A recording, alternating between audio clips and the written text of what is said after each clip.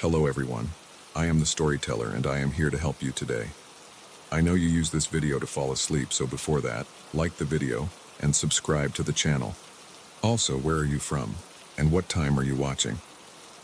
Now get comfortable and relax.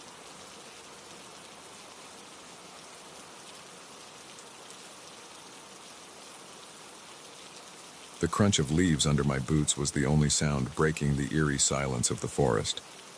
I'd been hiking for hours, and the realization was slowly sinking in. I was hopelessly lost. As the sun dipped below the tree line, casting long shadows across the forest floor, a chill ran down my spine. That's when I saw it, a faint glow in the distance. Hope and dread battled in my chest as I moved towards the light. I'd always prided myself on my outdoor skills. Growing up in Colorado, I'd spent countless weekends exploring the Rockies with my dad. But this solo trip into the Adirondacks was different. The terrain was unfamiliar, and I'd foolishly ignored the warning signs of an incoming storm. The day had started perfectly. Clear skies, a gentle breeze, and the promise of adventure had lured me deeper into the wilderness than I'd planned.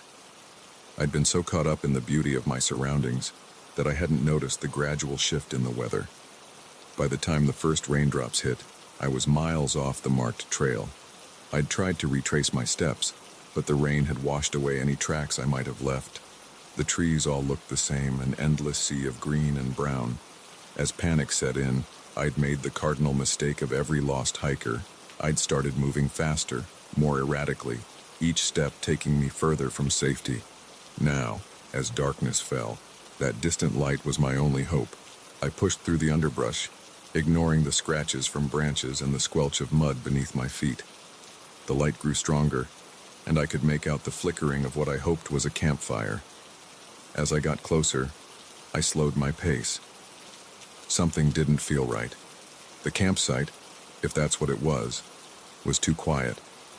No chatter, no sounds of people moving about, just the crackle of flames and an occasional metallic clang. I crouched behind a large oak, peering around its trunk. What I saw made my blood run cold. It wasn't a campsite, at least not any kind I'd ever seen before. 3 large tents formed a semicircle around a roaring fire. But these weren't the colorful nylon tents of hikers. They were heavy-duty, military-style setups, complete with camouflage netting. Around the fire, I could see crates stacked high, some open to reveal the glint of metal inside. My mind raced. What was this place? Who would set up a camp like this in the middle of nowhere? As my eyes adjusted to the dim light, I noticed movement.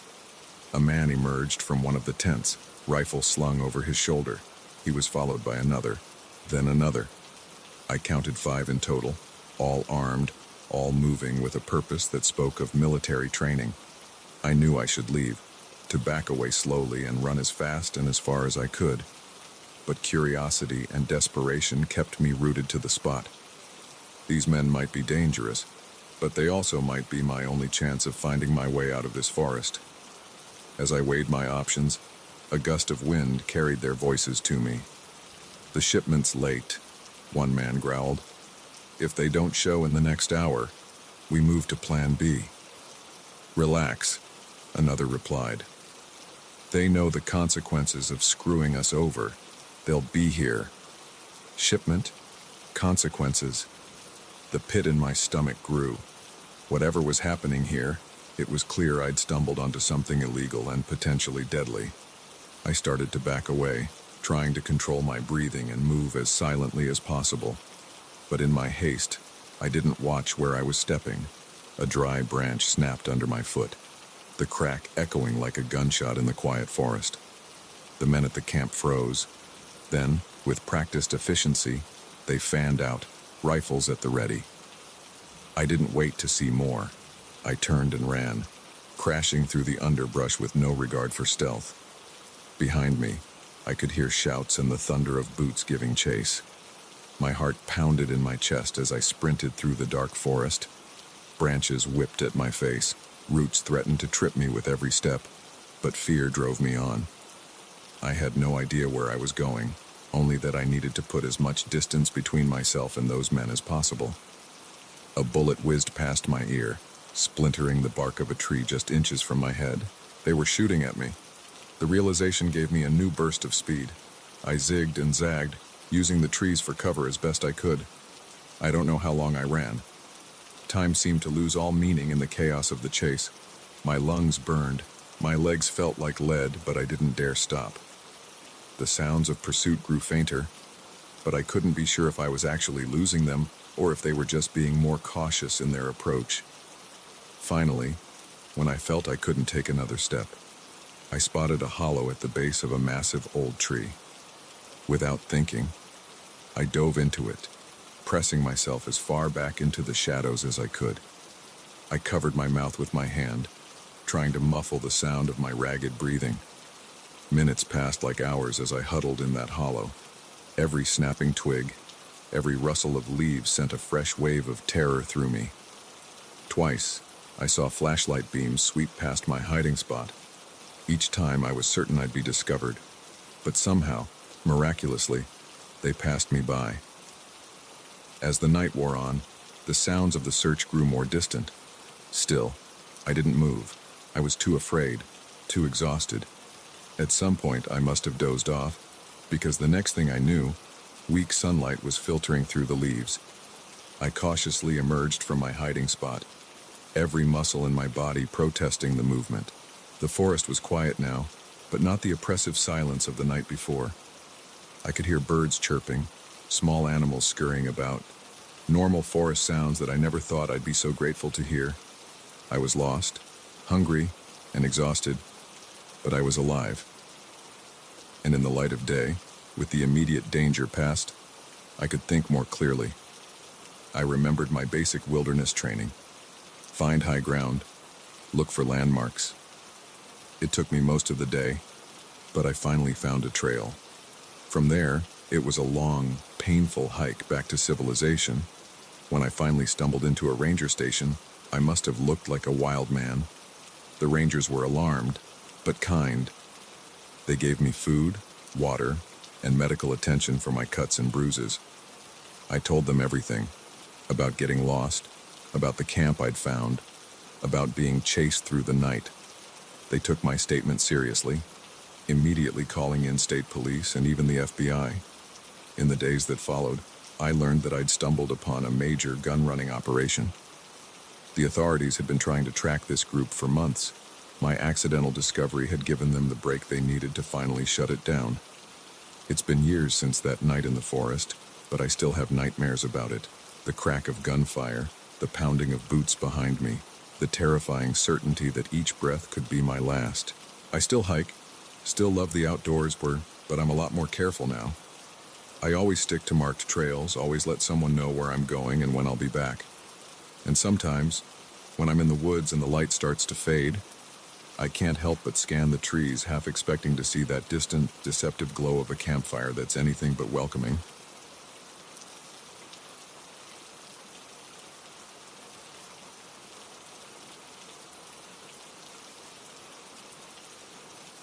The glow of my phone screen illuminated the darkened living room as I scrolled through the responses to my ad.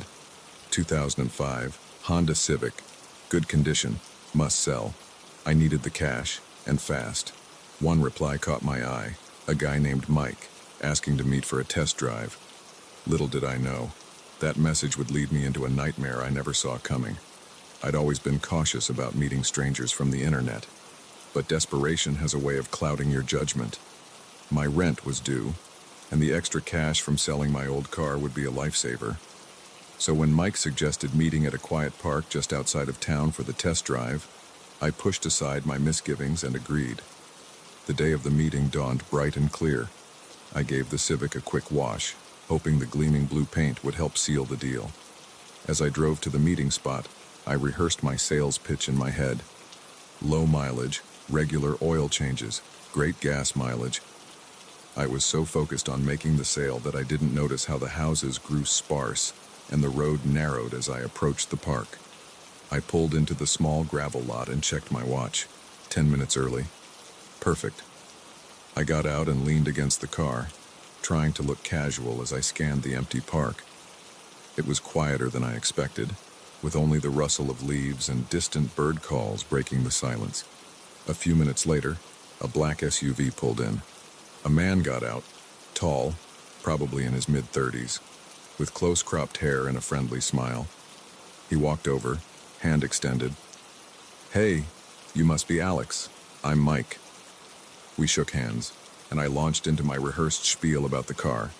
Mike nodded along, asking all the right questions about mileage and maintenance. He seemed genuinely interested, and I started to relax. Maybe I'd been paranoid for nothing. "Mind if we take it for a spin?" Mike asked, gesturing down the road. "Sure thing," I replied, tossing him the keys. "There's a nice loop around the lake if you want to really put it through its paces." Mike slid into the driver's seat, and I got in on the passenger side. As we pulled out of the lot, I noticed his SUV had out-of-state plates. I was about to ask where he was from when he suddenly accelerated, tires squealing on the pavement. "Whoa, take it easy." I laughed nervously. "She's not a race car." Mike didn't respond. His eyes were fixed on the road ahead, his knuckles white on the steering wheel. The speedometer crept past 60, then 70. Trees whipped by in a green blur. "Seriously, man, slow down," I said, my heart starting to race. "You're going to get us killed." He turned to look at me then, and the friendly smile was gone.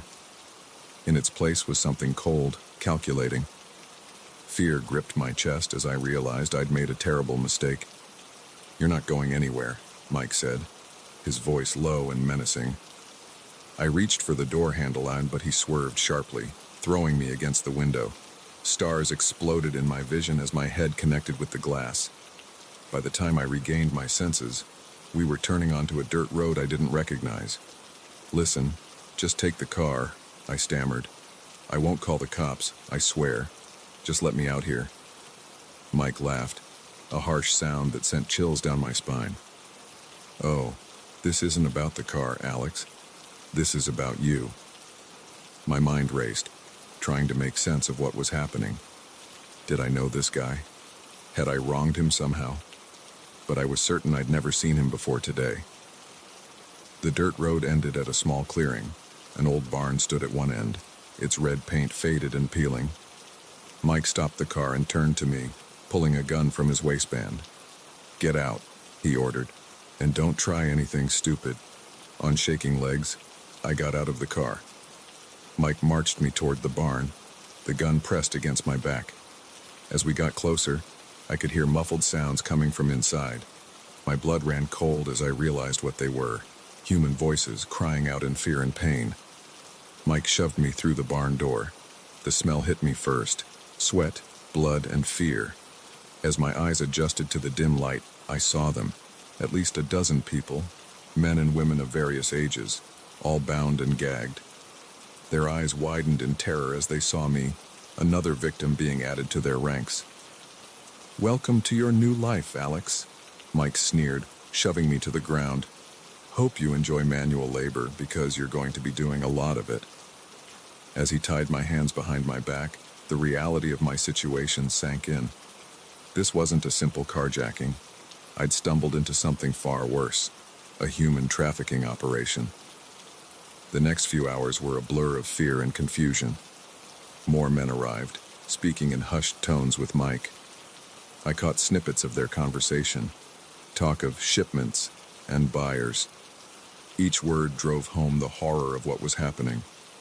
As night fell, they began loading us into a large truck. We were packed in like cattle, the air thick with the smell of unwashed bodies and terror. I tried to stay calm, to think of a way out, but panic clouded my thoughts. The truck rumbled to life and we began to move. Through a small crack in the truck's panel, I could see flashes of the world outside, trees, then buildings, then open highway. We were leaving the city, heading who knows where. Hours passed. People around me sobbed quietly or sat in stunned silence. I flexed my wrists against the rope, feeling it bite into my skin. If I could just get free, maybe I could, jump from a moving truck. Even if I survived the fall, I had no idea where we were. Suddenly, the truck swerved sharply. I was thrown against the wall, pain exploding in my shoulder. There were shouts from outside, the screech of tires. We came to an abrupt stop, the force sending us tumbling over each other. For a moment, there was silence. Then, chaos erupted. The back of the truck flew open, and bright lights flooded in. I squinted against the glare, making out the shapes of armed figures swarming into the truck. "Police, everyone stay calm." Relief washed over me in a dizzying wave. Somehow, miraculously, we'd been found. As an officer cut the ropes from my wrists, the full weight of what I'd just been through hit me. I broke down, sobbing uncontrollably. The next few days were a whirlwind of police statements, medical checkups, and tearful reunions with my frantic family. I learned that the police had been tracking this trafficking ring for months. My chance encounter with Mike had led them right to the operation's heart. Mike, whose real name turned out to be Eric Lawson, was arrested along with several others. The park where we'd met was a common pickup point for their victims.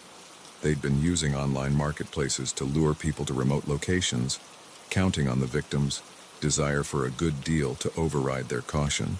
As I sat in my living room, staring at the "For Sale" sign still propped against my old Civic in the driveway, I couldn't shake the feeling of how close I'd come to disappearing forever. The car that I'd been so desperate to sell had nearly cost me everything. In the weeks that followed, I threw myself into therapy and support groups for survivors of trafficking attempts. Slowly, I began to heal. I learned to trust again, to not see danger in every stranger. But I also learned the value of trusting my instincts, of listening to that little voice that says, "Something's not right here." I still have my Civic. I can't bring myself to sell it now. It's a reminder of how quickly life can change, of how a simple decision can lead you down a path you never expected. Every time I get behind the wheel, I'm reminded to be grateful for my freedom and to never take it for granted. Sometimes, when I'm driving down a quiet road, I'll catch a glimpse of a lone car pulled over, someone looking under the hood or checking a tire. And for a split second, I'll be back in that park, meeting a stranger with a friendly smile and evil intentions. In those moments, I say a silent prayer for all those who weren't as lucky as I was, and I promise myself to always be vigilant, to always be aware. Because the truth is, danger doesn't always announce itself. Sometimes it comes with a smile and a handshake, with a too-good-to-be-true offer. And sometimes, the difference between safety and unimaginable horror is as simple as where you choose to meet a stranger for a test drive.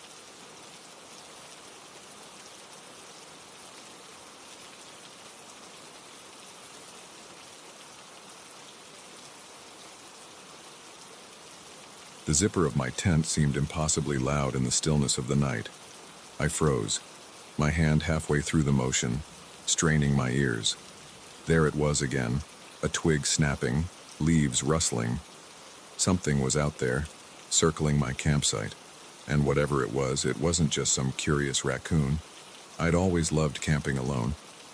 There's a special kind of peace you find when it's just you and nature, miles from the nearest hint of civilization. At least, that's what I used to think. Now, as I lay in my sleeping bag, heart thundering in my chest, I was starting to reconsider my stance on solitude. The day had started like any other solo camping trip. I'd hiked deep into the Ozarks, reveling in the lush green canopy and the songs of birds I couldn't name. By late afternoon, I'd found the perfect spot to set up camp, a small clearing near a babbling stream, sheltered by towering oaks. As I'd pitched my tent and gathered firewood, I'd felt that familiar sense of contentment wash over me. This was where I belonged, away from the noise and stress of city life. I'd cooked a simple meal over the campfire, watching the sunset paint the sky in brilliant oranges and pinks. But as darkness fell, an uneasy feeling had started to creep in. Maybe it was the way the wind had died down, leaving an eerie silence in its wake. Or maybe it was the strange call I'd heard just as I was dousing the fire. Not quite a wolf, not quite a coyote, but something in between. I'd tried to shake it off, telling myself I was letting my imagination run wild. I'd crawled into my tent, zipping it up tight as if that thin layer of nylon could protect me from whatever dangers lurked in the forest. Sleep had come fitfully, filled with half-formed dreams of shadowy figures and glowing eyes. And now, in the dead of night, those dreams seemed to be taking shape in the waking world. Another snap, closer this time. My breath caught in my throat. Whatever was out there, it was getting bolder. I needed to see what I was dealing with. Slowly, careful not to make any sudden movements, I reached for my flashlight. The beam cut through the darkness as I shone it through the mesh window of my tent. For a moment, all I could see were the familiar shapes of trees and underbrush. Then, a flash of movement caught my eye. There, at the edge of the clearing, stood a figure, humanoid in shape, but wrong somehow.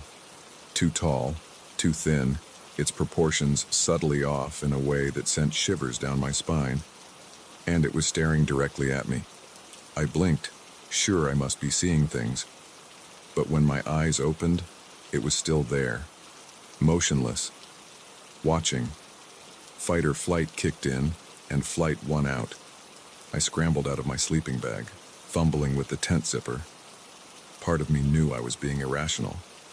If it was a person, running blindly into the dark forest was probably the worst thing I could do.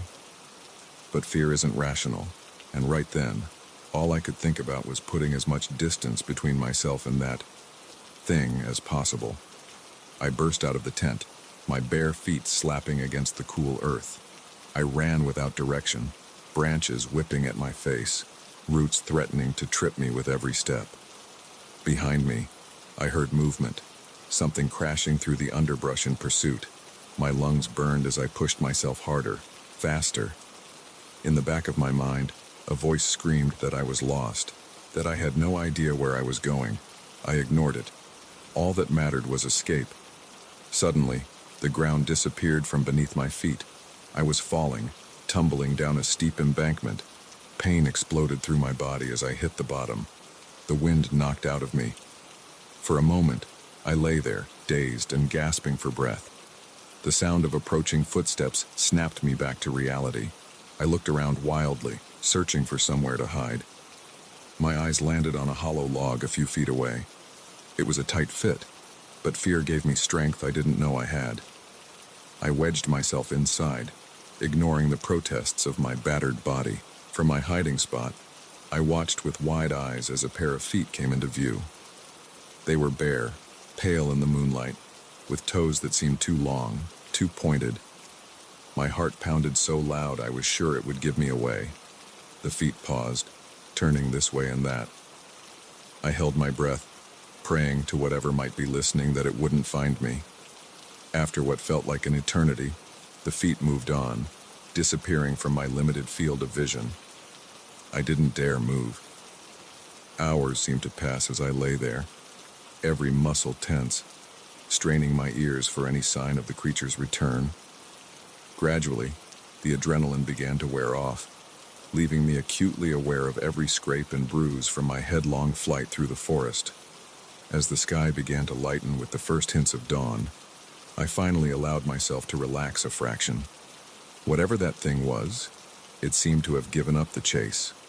Carefully, moving as quietly as I could, I extracted myself from the log. Standing up, I took stock of my surroundings. I was in a small gully, dense forest rising on all sides. I had no idea which direction I'd come from, no clue how to get back to my campsite. Not that I particularly wanted to go back there. With the growing light came a semblance of rational thought. I needed to find my way out of these woods, back to civilization. But first, I needed to get my bearings. I started climbing the least steep side of the gully, using tree roots as handholds. It was slow going, my body protesting every movement. But fear of being trapped in this forest with that, whatever it was, drove me on. Reaching the top, I paused to catch my breath. That's when I saw it, a gap in the trees, revealing a vista of rolling hills. And there, in the far distance, a glint of sunlight off metal. A road. Hope surged through me. I had a direction now, a goal. I set off, keeping that distant glimmer in sight. The going was tough, The forest was thick, the ground uneven. More than once, I lost sight of my guiding light, panic rising in my throat until I could spot it again. As I walked, my mind kept returning to what I'd seen last night. In the light of day, it seemed almost absurd. Surely it had been a person, maybe a homeless man or another camper. The strange proportions, the inhuman movement. That must have been a trick of the shadows, my fear-addled brain playing tricks on me. But then I'd remember those feet, so clearly not human, and the doubts would creep back in. It was late afternoon by the time I finally broke free of the tree line. The road I'd spotted was a highway, and I could have cried with relief at the sight of cars zooming past. I must have been quite a sight. Barefoot, clothes torn, covered in dirt and scratches. But I didn't care. I was safe. A kind truck driver stopped and gave me a ride to the nearest town. From there, it was a series of phone calls to the police to report what had happened, leaving out the more fantastical elements, to my family to let them know I was okay, to a friend to beg for a ride home. In the days that followed, I tried to rationalize what had happened. Maybe I'd seen a bear standing on its hind legs. Maybe it had all been an incredibly vivid nightmare, brought on by too many campfire stories and an overactive imagination. But deep down, I knew the truth. Whatever I'd encountered in those woods, it wasn't something that could be explained away so easily. It had been real, and it had been hunting me. I haven't been camping since that night. My tent and sleeping bag gathered dust in a closet, a reminder of a hobby I once loved but can no longer bring myself to enjoy. Sometimes, on quiet nights when the wind whispers through the trees outside my window, I find myself tensing up, straining my ears for the snap of a twig or the rustle of leaves. And sometimes, in my dreams, I'm back in that forest, running, always running, with the certainty that if I look back, I'll see that figure again.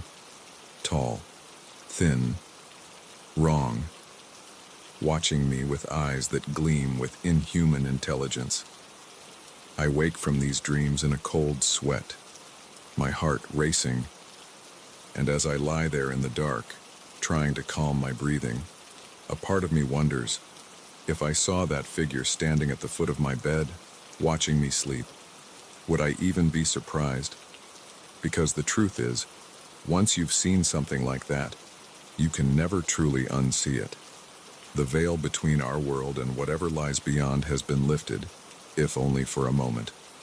And you're left with the unshakable knowledge that sometimes, when you're alone in the wilderness, you're not really alone at all.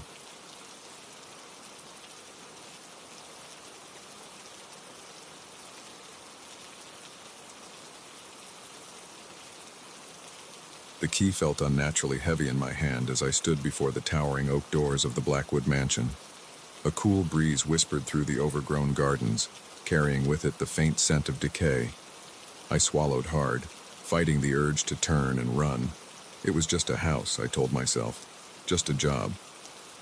But as I slid the key into the lock, I couldn't shake the feeling that I was opening the door to something far more sinister than I could imagine. I'd been desperate for work when I saw the ad online. House sitter needed for historic estate. Good pay, minimal responsibilities. It had seemed too good to be true, and maybe it was, but beggars can't be choosers, and my bank account was screaming for relief. The owners, Mr. and Mrs. Blackwood, were an elderly couple who split their time between their various properties. They'd conducted the interview over video chat, their faces partially obscured by poor lighting and worse internet connection. They seemed nice enough, if a bit eccentric.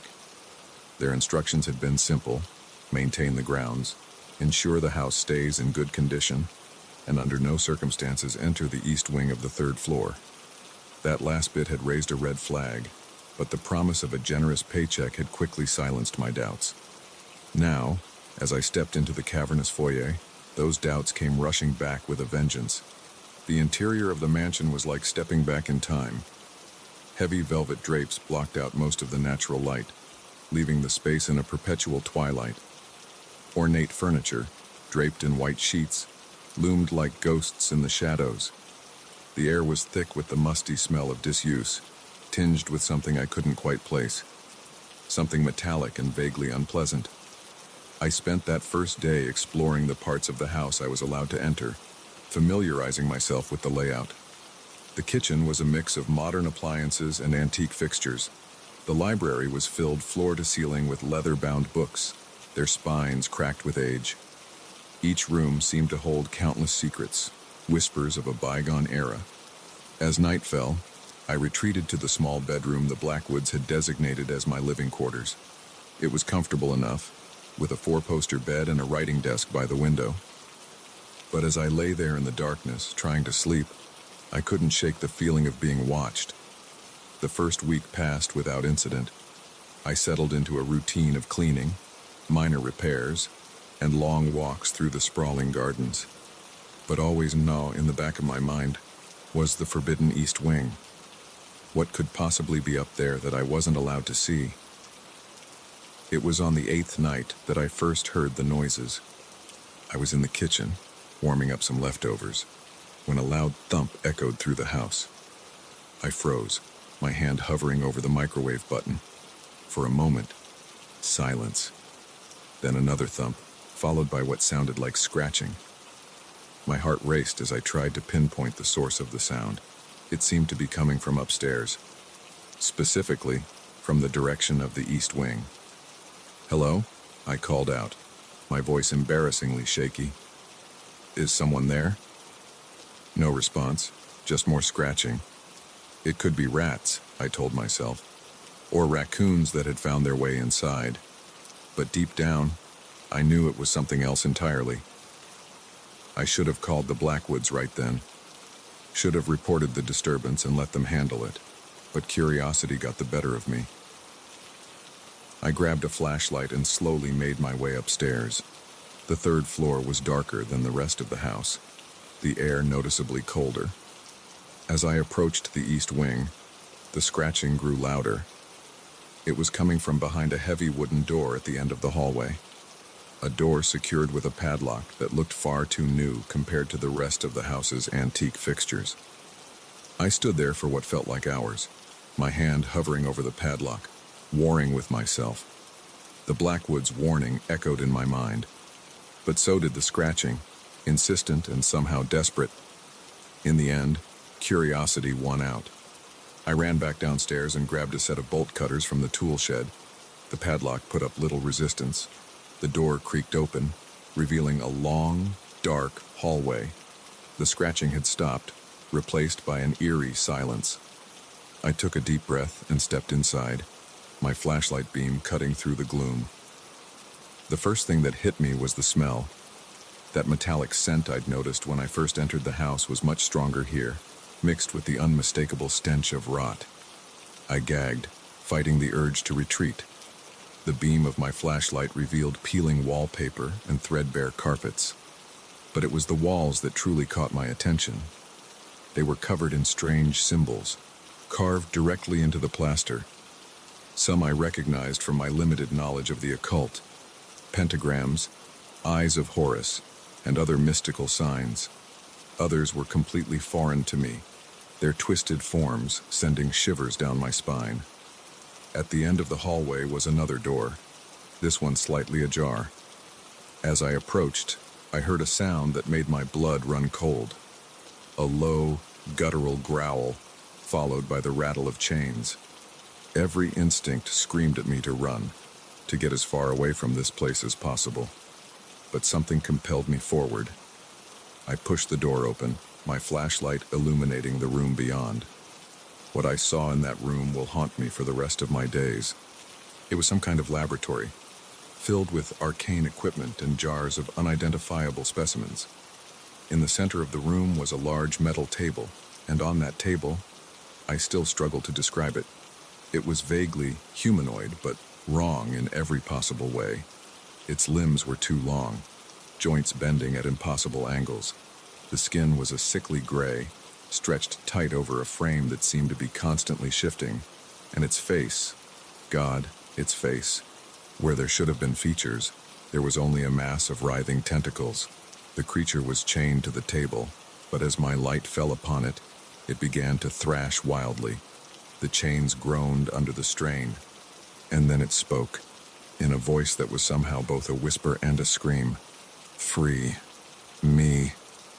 I stumbled backward, my mind reeling. This couldn't be real. It had to be some kind of hallucination, a waking nightmare brought on by stress and isolation. But the creature's struggles were all too real. One of the chains snapped with a sound like a gunshot. I didn't wait to see what would happen next. I turned and ran, slamming the door behind me. I flew down the stairs, my only thought to get out of the house.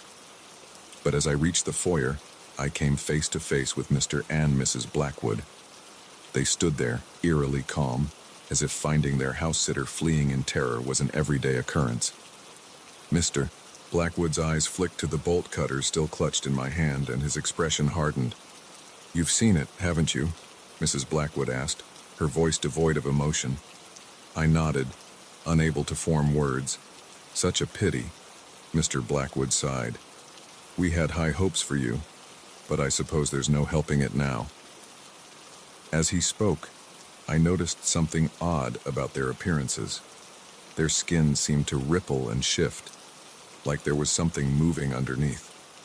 With dawning horror, I realized the truth. The creature upstairs wasn't their prisoner or their experiment. It was their child, and they were no more human than it was. I didn't wait for them to make a move. I shoved past them and out the front door, running as fast as my legs could carry me. I didn't stop until I reached my car, parked half a mile down the road. As I sped away from Blackwood Mansion, my mind raced with questions. What were those things? Where did they come from? And how many more were out there, hiding behind human facades? I've spent the years since that night trying to forget what I saw in that house. I've moved cities, changed my name, done everything I can to disappear. But sometimes, when I close my eyes, I can still hear that creature's voice, still smell that metallic stench. And sometimes, when I pass a stately old house with drawn curtains and overgrown gardens, I can't help but wonder, what secrets are hiding behind those walls? What horrors are waiting to be unleashed upon an unsuspecting world? I may never know the full truth about the Blackwoods and their monstrous offspring, but one thing I know for certain, I'll never again take a job without asking a lot more questions first. Because sometimes, the most terrifying things aren't the monsters hiding in the shadows. They're the ones hiding in plain sight, wearing human faces and offering you the key to their home.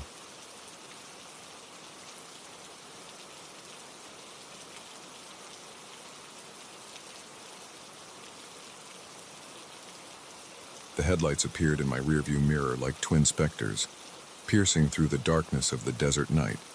At first, I thought nothing of it, just another traveler on this lonely stretch of highway. But as the minutes ticked by and the car behind me maintained its unnervingly constant distance, a seed of unease began to grow in the pit of my stomach. Little did I know, this was the beginning of a night that would push me to the very edge of terror and survival. I'd been driving for hours, making my way across the vast expanse of Nevada on my way to a new job in California. The monotony of the desert landscape had long since blurred into a never-ending sea of scrub brush and sand, broken only by the occasional neon oasis of a gas station or diner. It was late, well past midnight, and fatigue was starting to set in. I'd been considering pulling over at the next rest stop to catch a few hours of sleep when those headlights first appeared. At the time, I was almost grateful for their presence. Another soul out here in the middle of nowhere. It made me feel a little less alone. But as the miles rolled by and the car behind me neither passed nor fell back, that initial comfort morphed into something else entirely. I found myself glancing more and more frequently at my rearview mirror, trying to make out any details of the vehicle or its driver. The glare of the headlights made it impossible to see anything clearly, just a dark silhouette that seemed to grow more menacing with each passing minute. I tried to rationalize it. Maybe they were just as tired as I was, using my taillights as a guide to stay on the road. Or perhaps they were nervous about passing on this narrow two-lane highway. But no matter how I tried to explain it away, that nagging feeling of wrongness persisted. Deciding to test my theory, I eased off the gas, letting my speed drop from 70 to 60, then 50. The car behind me slowed to match, maintaining that same eerie distance. My heart rate picked up, and I felt a bead of sweat trickle down my spine despite the cool air blasting from the AC. I sped up again, pushing my old sedan to 80, then 90. The headlights stayed with me, growing neither closer nor farther away. It was like they were tethered to my bumper by some invisible cord. This is crazy, I muttered to myself, easing back down to a legal speed. You're letting your imagination run wild. It's just a car. But even as I said it, I knew deep down that this was anything but normal. I fumbled for my phone, thinking to call, who? The police. Out here, in the middle of nowhere. What would I even say? Help. I'm being followed by a car that's keeping its distance. They'd laugh me off the line. I tossed the phone onto the passenger seat in frustration, then nearly jumped out of my skin as it buzzed loudly. Unknown number.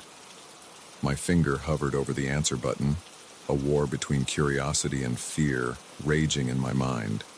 In the end, fear won out. I let it go to voicemail. Moments later, it buzzed again, a text this time. With trembling fingers, I swiped to read it. Pull over. Ice flooded my veins. This couldn't be happening. It had to be a coincidence, some wrong number with impeccable timing. But even as I tried to convince myself of this, the car behind me flashed its high beams, as if to emphasize the message. Fight or flight kicked in, and I chose flight.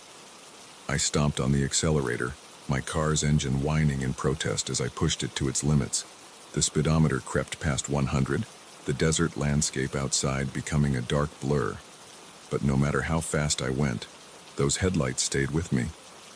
Impossibly, they seemed to be getting closer now, the glare filling my rearview mirror, blinding me. I was so focused on the rearview mirror that I almost missed the sharp bend in the road ahead. I wrenched the steering wheel, tires squealing as I barely made the turn. For a heart-stopping moment, I thought I was going to flip, but somehow I maintained control. The headlights behind me swung wide, and for a brief, hopeful moment, I thought I'd lost them, but they recovered quickly, once again taking up their position behind me. My phone buzzed again. Against my better judgment, I glanced at it. You can't escape. A sob of fear escaped my throat. This wasn't real. It couldn't be real. These things didn't happen in real life. Up ahead, I saw salvation, a gas station, its fluorescent lights cutting through the darkness like a lighthouse beacon. I didn't care that it looked old and run down. It was civilization, safety. I took the exit at speeds that sent my car fishtailing, gravel pinging against the undercarriage as I skidded into the parking lot. I screeched to a halt next to a gas pump and leapt out of the car, ready to run inside and beg for help. But as I turned back to the road, my blood ran cold. There was no one there. The highway stretched out, empty and silent in both directions. No headlights, no menacing car, nothing. Had I imagined it all? Was I so tired that I'd conjured up this entire scenario in my fatigued mind? Shaken and confused, I made my way inside the gas station. The fluorescent lights buzzed overhead, casting a sickly glow over rows of snacks and drinks. Behind the counter, an old man dozed in a chair, his chin resting on his chest. "Excuse me," I said, my voice quavering. I think I'm being followed." The old man's eyes cracked open, regarding me with a mixture of annoyance and concern. "Followed, you say? Ain't seen another car out here for hours." I tried to explain what had happened, but even to my own ears, it sounded absurd. The old man listened patiently, then shook his head. "Sounds to me like you need some rest, young fella. There's a motel about 20 miles up the road. Why don't you fuel up and head there?" Feeling foolish but still shaken, I nodded and went back outside to pump gas. As the numbers on the pump ticked upward, I scanned the dark highway, half expecting to see those headlights reappear. But there was nothing. I paid for the gas and a large coffee, then got back on the road, determined to make it to the motel. The old man's words had reassured me somewhat. and I was starting to believe that maybe I had just let my imagination get the better of me. That belief lasted all of 5 minutes. As I merged back onto the highway, a pair of headlights appeared in my rearview mirror, seeming to materialize out of thin air. My heart, which had just begun to slow, immediately began racing again. No, I told myself, it's just another car. There's nothing sinister about it. But as the minutes ticked by and the car maintained that same precise distance, I felt the panic begin to rise again. My palms grew sweaty on the steering wheel, and I found myself pressing harder on the gas pedal. My phone buzzed. With a trembling hand, I picked it up. Did you really think you could hide? A scream caught in my throat. This wasn't happening. It couldn't be happening. I tossed the phone aside and focused all my attention on driving. The motel. I just had to make it to the motel. 20 miles. I could do this. But with each passing mile, the headlights seemed to grow closer. I could swear I saw a figure behind the wheel now, a dark shape with eyes that reflected the light like an animal's. 15 miles. 10.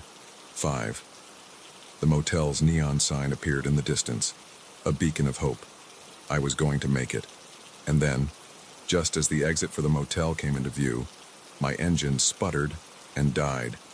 No, no, no, I cried, frantically turning the key. The engine wheezed but wouldn't catch. I looked in the rearview mirror. The headlights were almost upon me now. In desperation, I threw open my door and ran, abandoning my car in the middle of the road.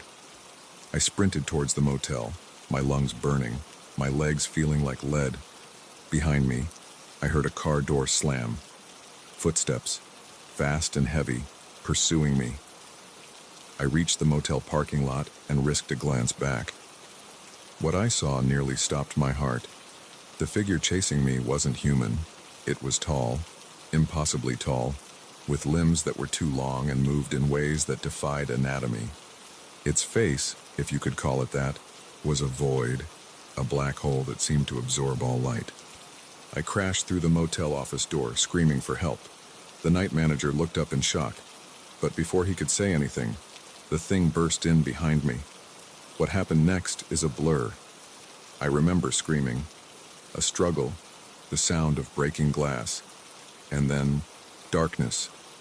I woke up in a hospital 3 days later. They told me I'd been in a car accident, that I'd been hallucinating from a head injury. They found my car wrapped around a guardrail 5 miles from the motel. But I know what I saw. I know what chased me. Sometimes, late at night, I'll see headlights in my rearview mirror. And for a moment, just a moment, they'll maintain that precise, impossible distance. And I'll wonder, is it happening again? Or did it ever really stop?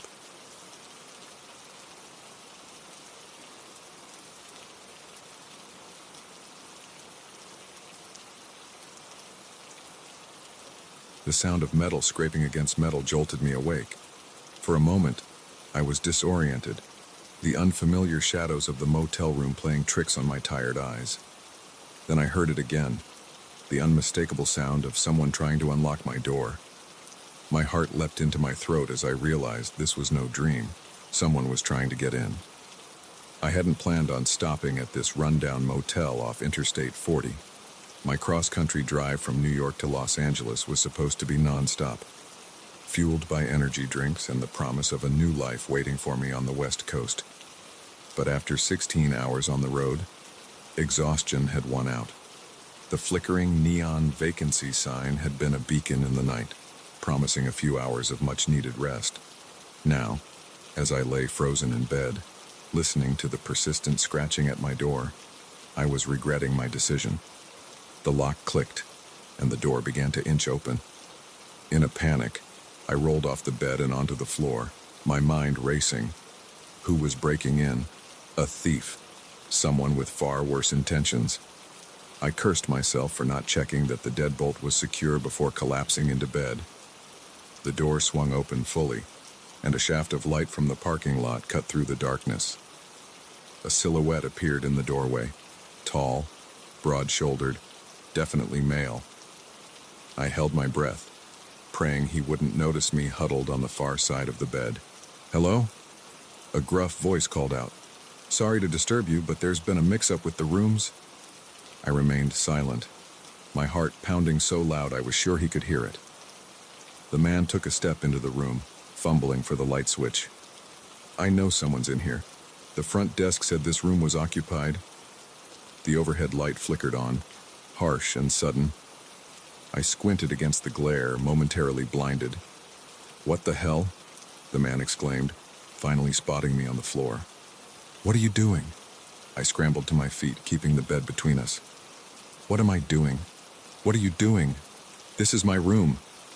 The man held up his hands, a key card clutched in one of them. "Whoa, calm down. Like I said, there's been a mix-up. The front desk gave me this key and told me this was my room." I eyed him warily. He looked to be in his mid-40s, with salt and pepper hair and the weathered face of someone who spent a lot of time outdoors. He was wearing jeans and a flannel shirt, pretty standard attire for Middle America. Nothing about him screamed dangerous criminal. But then again, I'd watched enough true crime shows to know that looks could be deceiving. "Look," I said, trying to keep my voice steady. "There's obviously been a mistake. Why don't you go back to the front desk and sort this out?" He nodded, looking as uncomfortable as I felt. "Yeah, that's probably best. Sorry about this." He turned to leave us, and I felt a wave of relief wash over me. But as he reached for the door handle, the lights flickered and went out, plunging us into darkness. "Ah, hell," the man muttered. "Power outage." I fumbled for my phone on the nightstand, using its flashlight to illuminate the room. The man was still by the door, his expression a mix of confusion and concern. "Maybe we should both go to the front desk," I suggested, not wanting to be left alone in a dark room with a stranger who had a key to my door. He nodded, and we stepped out into the hallway. The emergency lights were on, casting an eerie glow over the worn carpet and peeling wallpaper. As we made our way to the stairs, I couldn't shake the feeling that something was off. The front desk was deserted. No night manager, no sign of where they might have gone. "Hello?" I called out.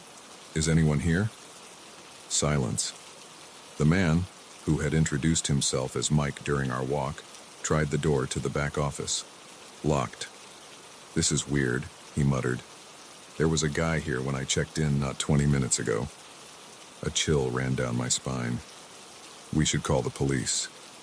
Mike nodded, pulling out his phone. His frown deepened. "No signal. You?" I checked my own phone. "Nothing. Same here." We stood there in the dim emergency lighting, the silence of the motel pressing in around us. It was as if the whole world had suddenly gone quiet. "Maybe we should check outside," Mike suggested. "See if anyone else is around." I hesitated. On one hand, I didn't want to go anywhere with this stranger. On the other, the thought of being alone in this eerily silent motel was even less appealing. "Okay," I agreed. "But let's be quick." We pushed open the front doors and stepped out into the parking lot. The first thing I noticed was the cars, or rather, the lack of them. When I'd pulled in earlier, there had been at least a half dozen other vehicles. Now, the lot was empty except for my beat-up Honda and what I assumed was Mike's pickup truck. "Where is everyone?" I whispered, more to myself than to Mike. He shook his head, looking as bewildered as I felt. "I don't know. This isn't right." We walked to the road, hoping to flag down a passing car, but the highway, which had been busy even at this late hour when I arrived, was deserted. No cars, no trucks, not even the distant sound of an engine. What the hell is going on? Mike's voice had an edge of panic to it now. I was about to suggest we try walking to the next town when I saw it.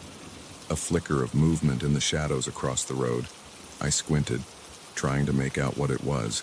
Mike," I said, my voice barely above a whisper. "Do you see that?" He followed my gaze, tensing beside me. "Yeah. What is it?" As if in response to his question, the shape moved into the dim light cast by the motel's sign. My breath caught in my throat. It was humanoid, but wrong somehow. Too tall, its limbs too long and jointed in impossible ways. Its skin, if you could call it that, seemed to shift and ripple like oil on water. And its face, where there should have been features, there was only a smooth, featureless expanse, like a mannequin's head. "Run," Mike breathed. "Run!" We turned and sprinted back towards the motel. Behind us, I heard a sound, not footsteps, but a wet, slithering noise that turned my stomach. We burst through the front doors, slamming them shut behind us. Mike dragged a heavy chair in front of them, barricading us in. "What was that thing?" I gasped, struggling to catch my breath. Mike shook his head, his face pale. "I don't know. I've never seen anything like it." A thud against the door made us both jump. The thing was out there, trying to get in. "We need to find a way out of here," I said, trying to keep the panic out of my voice. We ran through the motel, checking every door and window, all locked, all unbreakable. It was as if the building had transformed into a fortress, or a prison. As we returned to the lobby, defeated and terrified, I noticed something I hadn't before. The clock behind the front desk had stopped. But that wasn't the strange part. The strange part was the time it showed. 12 wow, midnight, the witching hour. "Mike," I said slowly, "what time did you check in?" He glanced at his watch, then did a double take. "That's impossible. My watch says midnight too, but I checked in around 11:30. A horrible suspicion began to form in my mind.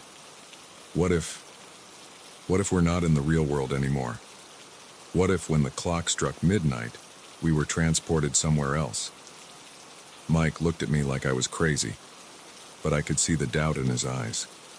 After what we'd seen outside, was anything really impossible? The pounding on the front door grew louder. Cracks began to appear in the wood. "We need to find a way to break this, whatever it is," I said.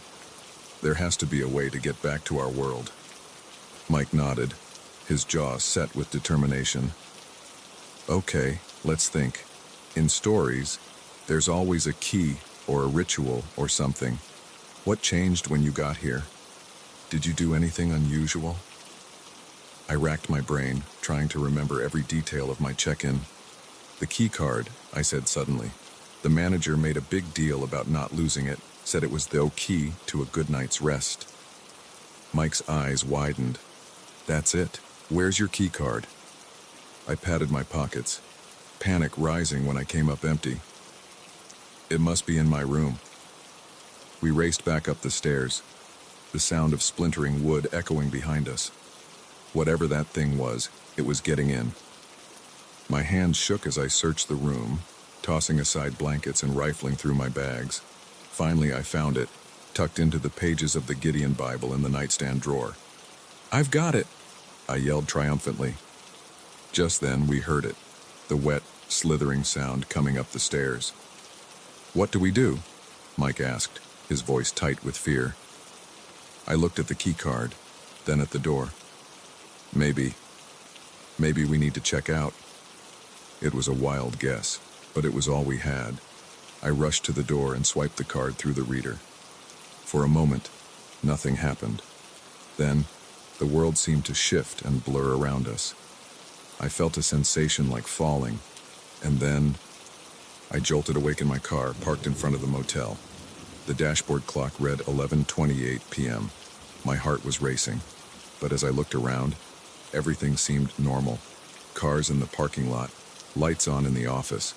As I sat there, trying to make sense of what had happened, another car pulled in. A pickup truck. The man who got out looked familiar. Salt and pepper hair, flannel shirt. Our eyes met, and I saw the same mix of relief and lingering fear that I felt.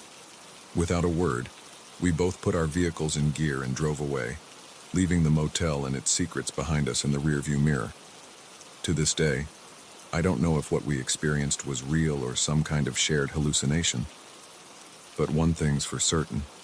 I never stay in roadside motels anymore, and I always check out before midnight.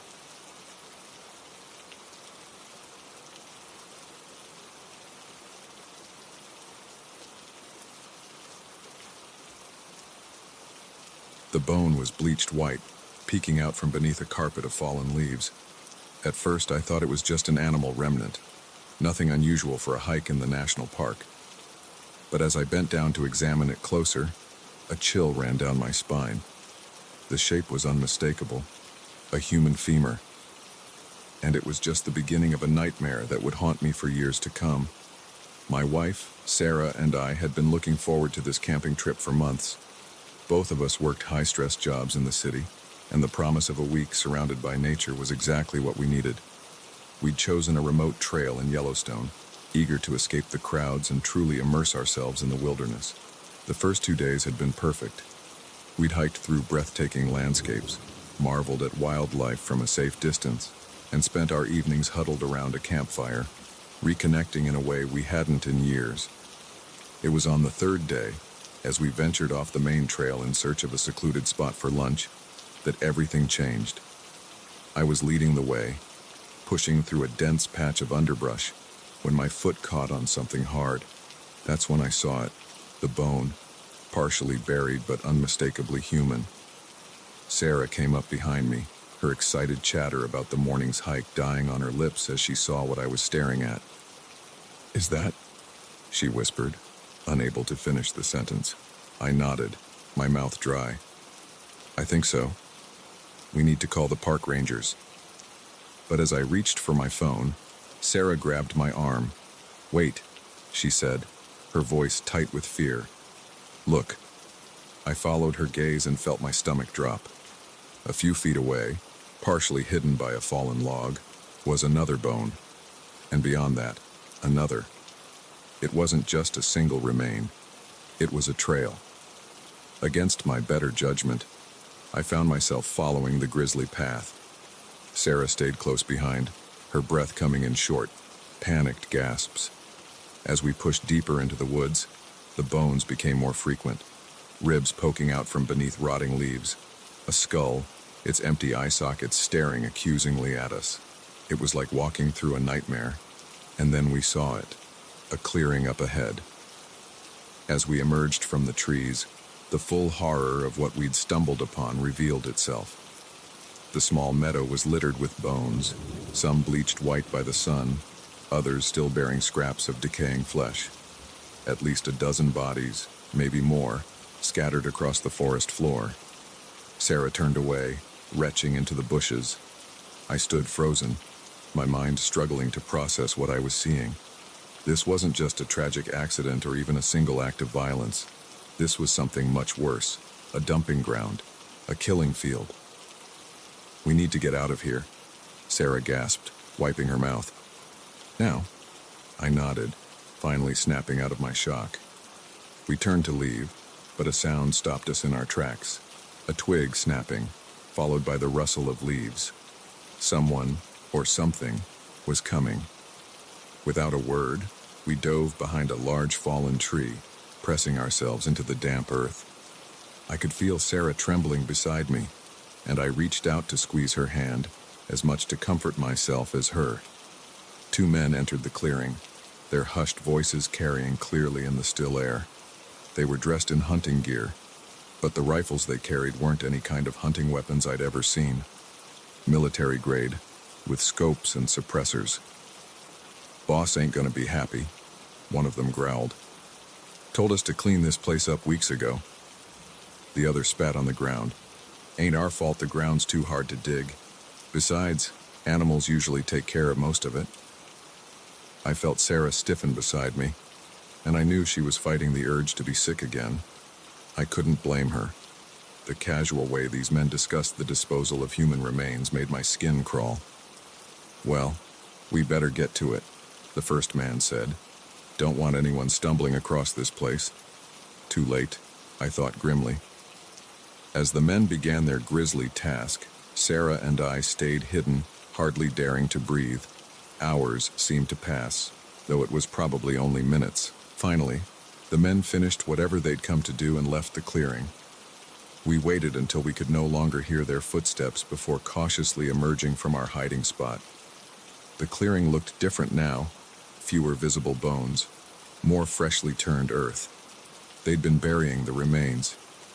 "We have to tell someone," Sarah whispered, her face pale but determined. I nodded, but as I reached for my phone again, a horrible realization hit me. No signal, I muttered, showing her the screen. Mine neither, she said, checking her own device. What do we do? The sun was starting to set, casting long shadows across the clearing. We were miles from the main trail, in a part of the park we'd never been before. And somewhere out there were two men with high-powered rifles who wouldn't hesitate to add us to their body count if they found us. We need to get back to our campsite, I said, trying to sound more confident than I felt. We can hike out first thing in the morning and alert the authorities. Sarah nodded, but I could see the fear in her eyes. Neither of us said it, but we were both thinking the same thing. Would we even make it through the night? The trek back to our campsite was tense. Every snapping twig, every rustle of leaves made us freeze, certain we were about to be discovered. By the time we reached our tent, night had fallen completely, and an eerie silence had descended on the forest. We didn't bother with a fire that night, too afraid of drawing attention to ourselves. Instead, we huddled in our tent, jumping at every sound. Sleep was impossible. We spent the night in whispered conversation, trying to make sense of what we'd seen and planning our escape at first light. As the first rays of dawn broke through the trees, we quickly packed up our campsite, leaving no trace of our presence. We hit the trail hard, pushing ourselves to hike faster than we ever had before. Every passing hiker, every park employee we saw filled us with a mixture of relief and terror. Were they innocent bystanders, or part of whatever sinister operation we'd uncovered? It wasn't until we reached the ranger station near the park entrance that we finally felt safe enough to tell our story. The rangers listened with growing concern, immediately calling in state police and FBI. We spent hours recounting every detail, looking at maps to pinpoint the location of the clearing. In the days that followed, our worst fears were confirmed. The authorities found the site exactly where we'd described it. The body count was even higher than we'd thought, at least 30 victims, possibly more. The investigation revealed a complex operation involving human trafficking and organ harvesting, with tentacles reaching far beyond the park's borders. Sarah and I were hailed as heroes for uncovering the operation, but it didn't feel like a victory. The nightmares started almost immediately, visions of bones reaching out from the earth, of shadowy figures with rifles pursuing us through endless forests. We both started therapy, trying to process the trauma of what we'd witnessed. We never went camping again. The thought of being in a remote area, away from help, was too terrifying to contemplate. Our jobs suffered as we struggled with PTSD, and eventually, our marriage crumbled under the weight of our shared trauma. Years have passed, and I'd like to say I've moved on. In many ways, I have. I've rebuilt my life, found a new career, even started dating again. But there are still nights when I wake up in a cold sweat, the image of that first bone we found seared into my mind. And sometimes, when I'm walking through a park or a wooded area, I'll catch a glimpse of something white amongst the leaves. My heart will stop for a moment, and I'll be right back in that clearing, surrounded by death and unspeakable evil. I know now that there are darker things in this world than I ever imagined. That beneath the beauty of nature, terrible secrets can lie hidden, and that sometimes a simple hike can lead you down a path from which you can never truly return.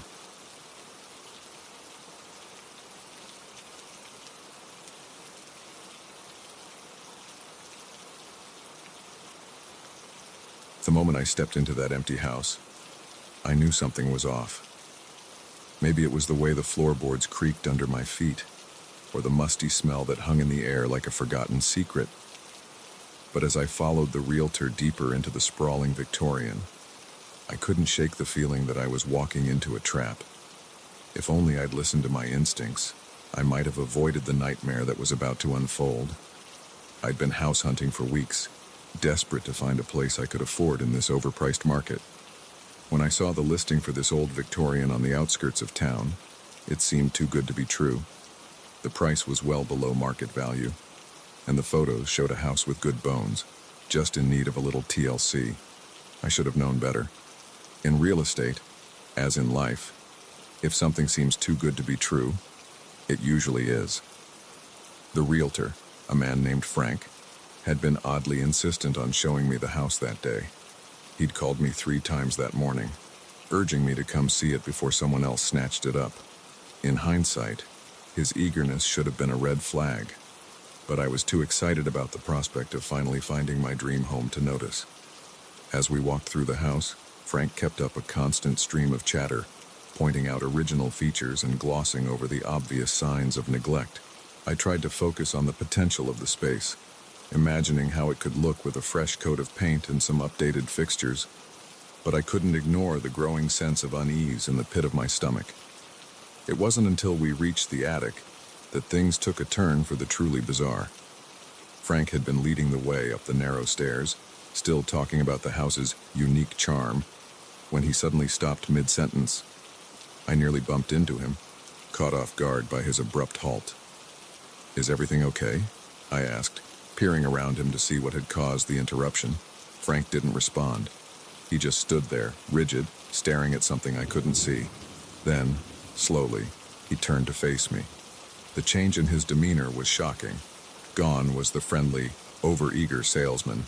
In his place was someone, or something, else entirely. His eyes were different, somehow darker and more intense. When he spoke, his voice had a gravelly quality that sent chills down my spine. "You shouldn't have come here," he growled. I took a step back, my heart pounding. "What are you talking about? You invited me." A cruel smile spread across his face. "Oh, I invited you all right, but not for the reasons you think." I turned to run, but Frank was faster. He grabbed my arm with surprising strength, his fingers digging into my flesh. "You're not going anywhere," he snarled. In that moment, pure terror took over. I lashed out, my free hand connecting with Frank's jaw. The impact surprised him enough to loosen his grip, and I took advantage of the moment to wrench myself free. I stumbled down the attic stairs, nearly falling in my haste to escape. I could hear Frank behind me, his footsteps heavy on the old wooden steps. I ran through the house, my earlier tour now serving as a mental map as I sought the quickest way out. But as I reached the front door, my heart sank. It was locked, and not with any lock I recognized. The door seemed to have fused shut, as if the house itself was conspiring to keep me trapped. Panic rising in my throat, I turned to the windows, but they too were sealed, the glass unnaturally strong as I pounded against it with all my strength. I was trapped. Frank's laughter echoed through the house, growing closer. "Did you really think it would be that easy?" he called out. "This house has been waiting for someone like you for a very long time." I ran from room to room, desperately seeking a way out. But every potential escape route was blocked. It was as if the house was shifting around me, corridors lengthening, doors disappearing. I found myself in the kitchen, cornered, as Frank's footsteps grew ever closer.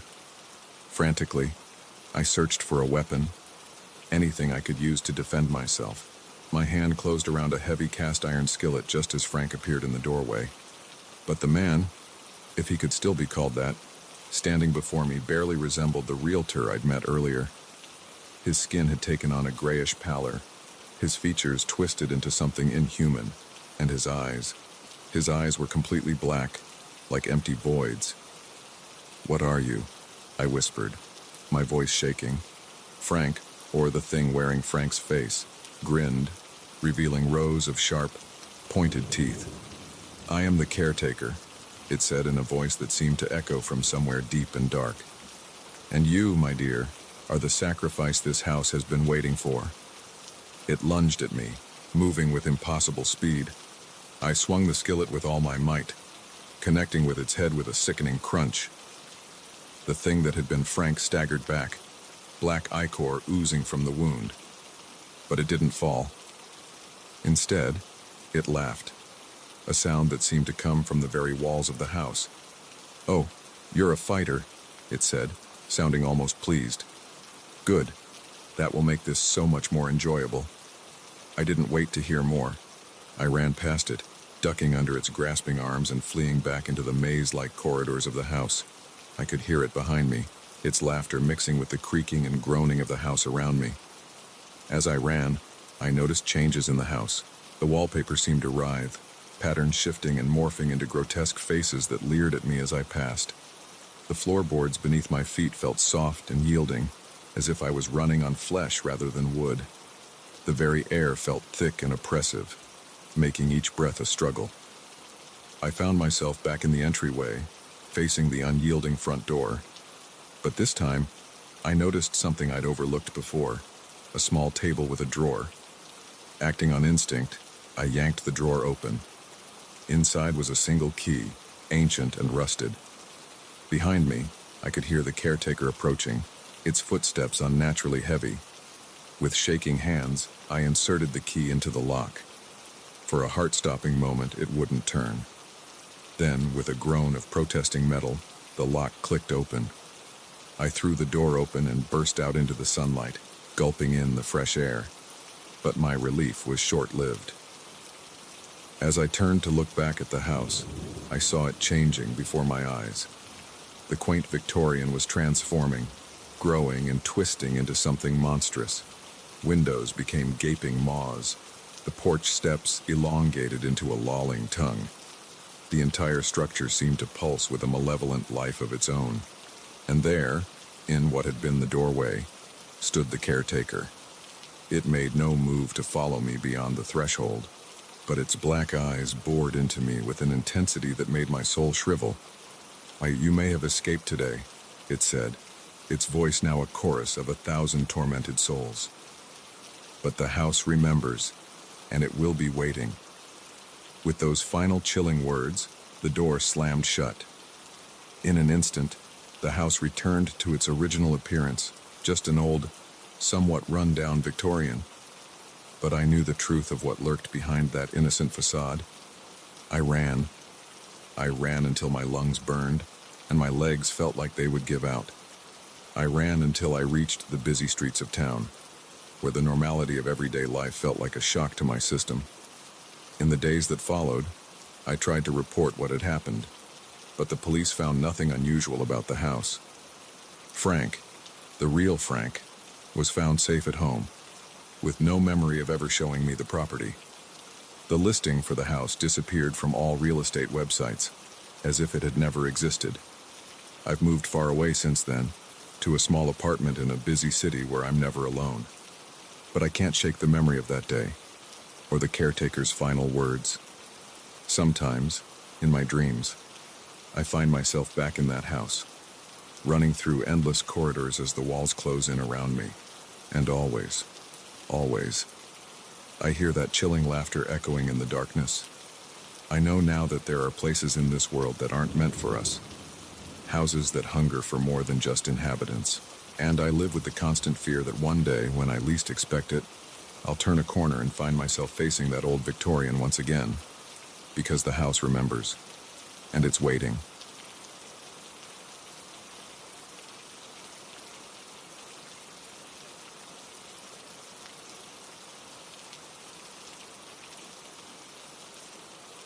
The graffiti on the wall seemed to shimmer in the beam of my flashlight, spelling out a warning that made my blood run cold. "Get out while you still can." I turned to share my discovery with my friends, but the words died in my throat as I realized I was alone. The abandoned building, which had moments ago echoed with our excited chatter and laughter, was now eerily silent. And somewhere in the darkness, I heard the unmistakable sound of footsteps approaching. It had started as a dare, a way to break up the monotony of another boring Saturday night in our small town. There were 5 of us, me, my best friend Jake, his girlfriend Mia, and our classmates Chris and Sarah. We'd heard rumors about the old Blackwood factory on the outskirts of town, how it was haunted by the ghosts of workers who had died in a tragic accident decades ago. None of us really believed in ghosts, but the thrill of exploring a forbidden place was too tempting to resist. We'd waited until well after midnight before making our move, parking Jake's beat-up Corolla a block away and sneaking through a hole in the chain-link fence surrounding the property. The factory loomed before us, a hulking silhouette against the star-studded sky. Windows like dead eyes stared down at us, and for a moment, I felt a flicker of apprehension.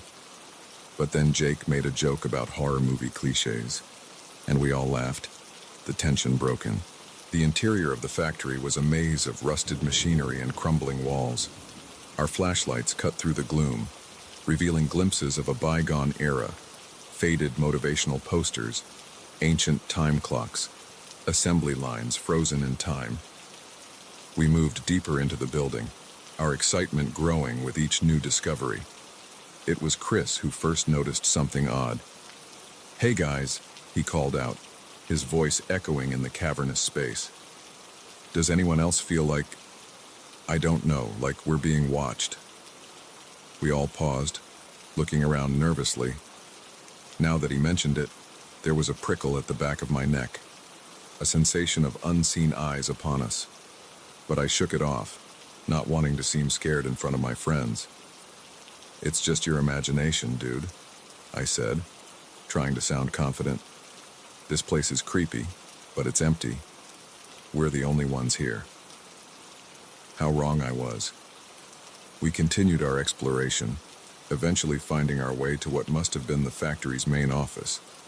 Unlike the rest of the building, which was thick with dust and cobwebs, this room looked used. There were fresh footprints in the dust on the floor, and a half-empty water bottle sat on the desk. "Guys," Mia whispered, her eyes wide, "I don't think we're alone here." Before anyone could respond, we heard it, a door slamming somewhere in the distance, followed by the sound of multiple footsteps. Panic set in immediately. We scrambled to turn off our flashlights, plunging ourselves into darkness. I could hear my friends' ragged breathing, feel the tension radiating off them in waves. "We need to get out of here," Jake hissed. "Now." We crept out of the office, moving as quietly as we could. But in our haste to escape, we must have taken a wrong turn.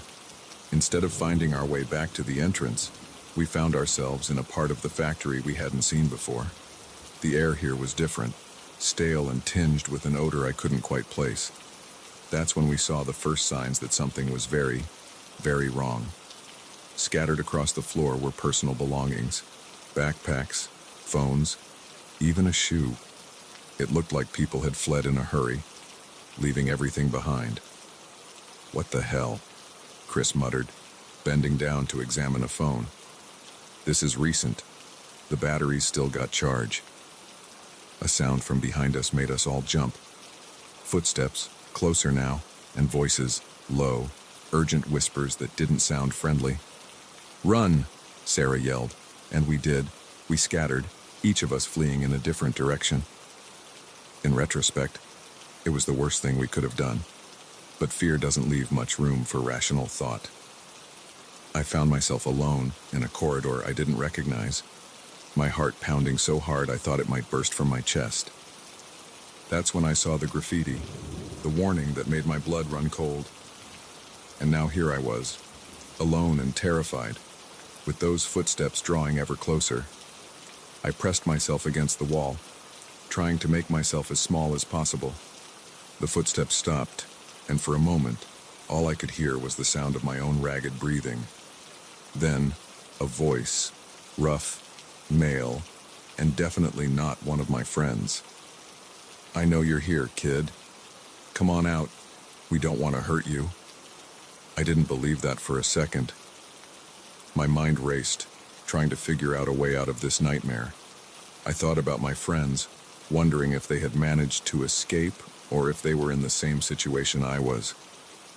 The beam of a flashlight swept past my hiding spot, and I held my breath.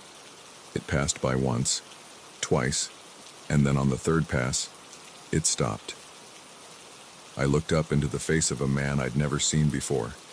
He was older, maybe in his 50s, with a face lined by hard living and eyes that were cold and calculating.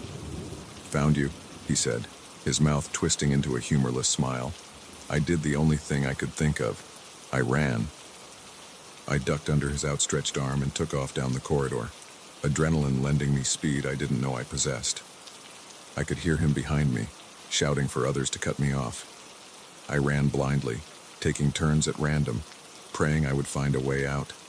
And then, miraculously, I saw it, a sliver of moonlight peeking through a cracked door. Freedom was just steps away, but as I reached for the door, a hand grabbed my arm, yanking me back with brutal force. I spun around, coming face to face with my pursuer.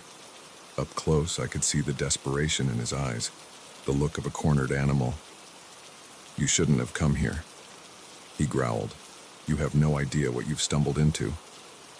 Before I could respond, a scream echoed through the building, high-pitched and terrified. I recognized that voice. It was Sarah. The man's grip on my arm loosened for just a moment, his head turning towards the sound. It was all the opening I needed. I wrenched my arm free and shoved him as hard as I could. He stumbled back, caught off guard, and I used that moment to wrench the door open and burst out into the night. The cool air hit me like a slap to the face, jolting me fully into awareness. I ran across the overgrown parking lot, my legs burning with the effort. I didn't stop until I reached the fence, scrambling through the hole we'd used to enter what felt like a lifetime ago. Only when I was a block away did I finally slow down, gasping for breath. I looked back at the factory, half expecting to see my pursuer emerging from the shadows, but the building stood silent and dark, giving no hint of the horrors it contained. I wanted to go back for my friends, Yao, but fear kept me rooted to the spot. What could I do against whoever, or whatever, was in there? With shaking hands, I pulled out my phone and dialed 911. The next few hours passed in a blur of police sirens, questioning, and tearful reunions. Jake and Mia had managed to escape shortly after me. Chris was found hiding in a supply closet, terrified but unharmed. But Sarah was gone. The police searched the factory top to bottom, but found no trace of her. They did, however, find evidence of long-term habitation, bedrolls, food supplies, and disturbingly, a room filled with computer equipment and stacks of fake IDs. We later learned that the factory had been serving as a base of operations for a human trafficking ring. Our ill-fated exploration had inadvertently disrupted their operation, leading to that terrifying chase. Sarah's disappearance haunts me to this day. I can't help but wonder, if we had stuck together, if we hadn't run in different directions, would she be safe now? The guilt is a constant companion, as ever-present as the nightmares that jolt me awake most nights. I've learned since then that the world is full of dark places, that evil can lurk behind the most ordinary facades. That abandoned building wasn't haunted by ghosts, but by something far worse, the darkness that lives in the hearts of men. Sometimes, when I drive past the old factory, now demolished and replaced by a strip mall, I think I can still hear echoes of that night. The sound of running footsteps, of desperate breathing, of a scream cut terrifyingly short. And I'm reminded that some dares aren't worth taking, that some mysteries are better left unsolved. Because sometimes, when you go looking for a thrill, you find something far more terrifying than you ever bargained for. And the price of that discovery can be higher than you're willing to pay.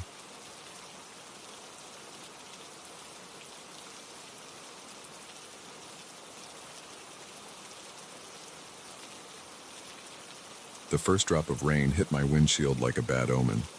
Within seconds, the sky opened up, unleashing a deluge that reduced visibility to near zero. I cursed under my breath, squinting through the windshield wipers. Frantic dance. That's when I saw him, a lone figure on the side of the road, thumb outstretched. In that moment, I made a decision that would haunt me for years to come. I pulled over. I'd been driving for hours, making my way across the vast expanse of rural Texas. The monotony of the landscape had long since blurred into an endless sea of scrubland and distant mesas. My destination was a job interview in El Paso, a last-ditch effort to turn my life around after a series of setbacks. The rain had started about an hour ago, a light drizzle that quickly intensified into this biblical downpour. I'd been debating whether to pull over and wait it out when I spotted the hitchhiker. He was a big man, broad-shouldered and tall, with a weather-beaten face partially obscured by a thick beard. As I pulled to a stop beside him, I could see the gratitude in his eyes. "Thank you kindly," he said as he climbed into the passenger seat. "Thought I might drown out there." I nodded, trying to ignore the twinge of unease in my gut. "Where you headed?" I asked, pulling back onto the road. "West," he replied. "Got family in New Mexico."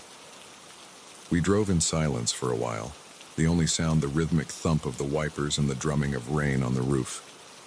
I stole glances at my passenger, noting his tattered clothes and the way his eyes seemed to dart around, never quite settling on anything.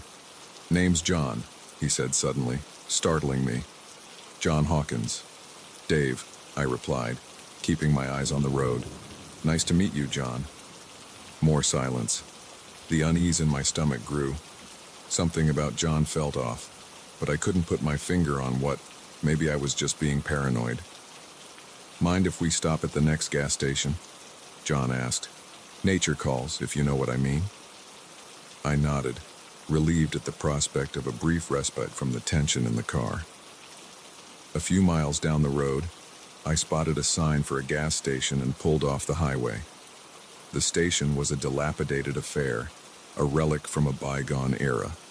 A flickering neon sign proclaimed it open, though the place looked like it had seen better days. I pulled up to one of the pumps, grateful for the chance to stretch my legs. "I'll just be a minute," John said, climbing out of the car and heading towards the small convenience store attached to the station. I watched him go, then got out to pump some gas. The rain had eased to a drizzle, and the air felt heavy with moisture. As I stood there, nozzle in hand, a police cruiser pulled into the station, its lights flashing. My heart rate picked up. Had I been speeding without realizing it? But the officer didn't approach me. Instead, he got out of his car and headed into the store. Moments later, I heard shouting. The officer emerged, dragging John in handcuffs. Our eyes met, and I saw something in John's gaze that chilled me to the bone, a mixture of rage and hunger.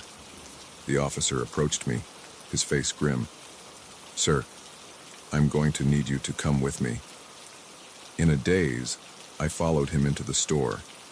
The elderly clerk behind the counter looked shaken, his eyes wide with fear. "You picked up this man on the highway?" the officer asked. I nodded, my mouth dry. "You're lucky," he said, his voice low. "This man is wanted in connection with a string of murders across 3 states.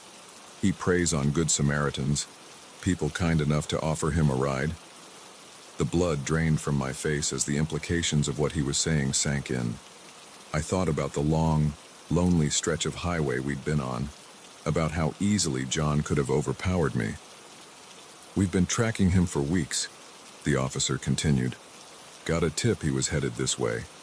When the clerk recognized him from the wanted posters and called us, well, let's just say you dodged a bullet." I sat heavily on a nearby chair, my legs suddenly unable to support me. The adrenaline that had been coursing through my veins gave way to a bone-deep exhaustion. The next few hours passed in a blur of questions and statements. I learned that John Hawkins, if that was even his real name, was suspected in the deaths of at least 7 people. All of them had been found brutally murdered, their vehicles abandoned in remote areas. As I sat in the small office of the gas station giving my statement to a detective, I couldn't shake the image of John's eyes in that final moment.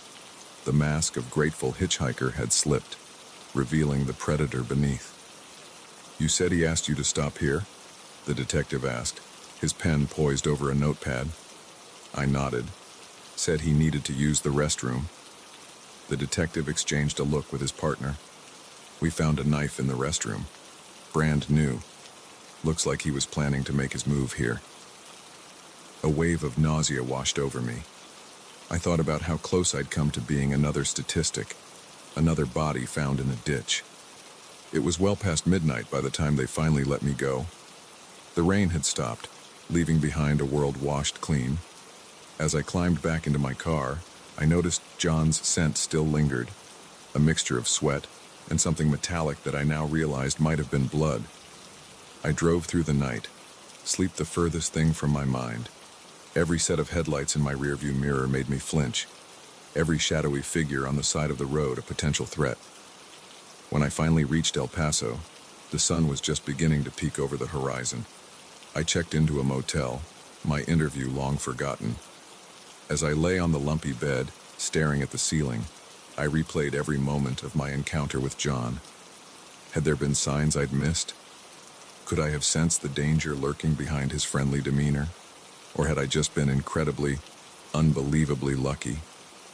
In the days and weeks that followed, I found myself jumping at shadows, seeing threats in every stranger's smile. I missed my interview, lost the opportunity for the job that had seemed so important just days before, but I was alive, and that felt like a miracle in itself. The trial came months later. I sat in the courtroom, listening to the horrific details of John's crimes.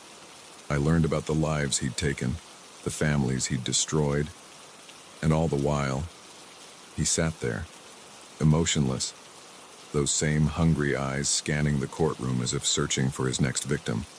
When it was my turn to testify, I felt his gaze boring into me. I recounted our brief time together, my voice shaking despite my best efforts to remain calm.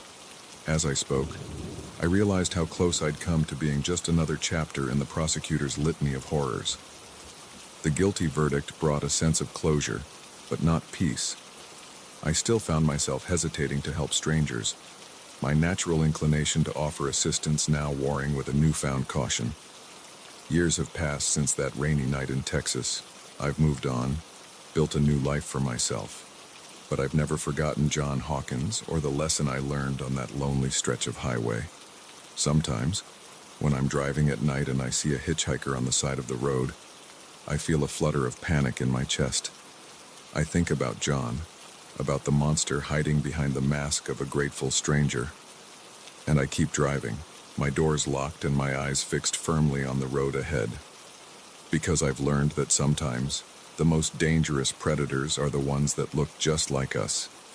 They prey on our kindness, our willingness to help, and in a world where such dangers exist, even the simplest act of compassion can have deadly consequences.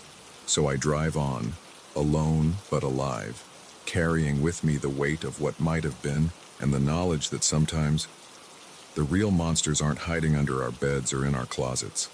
Sometimes they're sitting right beside us, thumb outstretched, waiting for someone kind enough or foolish enough to stop.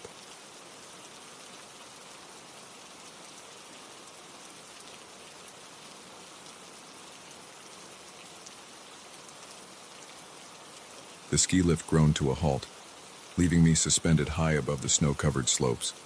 As the wind picked up, whistling through the bare trees, I felt the first tendrils of dread creep up my spine. Something moved in the forest below, a dark shape darting between the pines. That's when I realized I wasn't alone on this mountain, and whatever was down there was hunting me. I'd always loved skiing, the rush of adrenaline as you hurtle down a mountain, the crisp air biting at your cheeks, the sense of freedom that comes with being surrounded by nature's untamed beauty. But this solo trip to a remote ski resort in the Colorado Rockies was about more than just hitting the slopes. It was about finding myself again after a brutal year that had seen the end of my marriage and the loss of a job I'd once loved.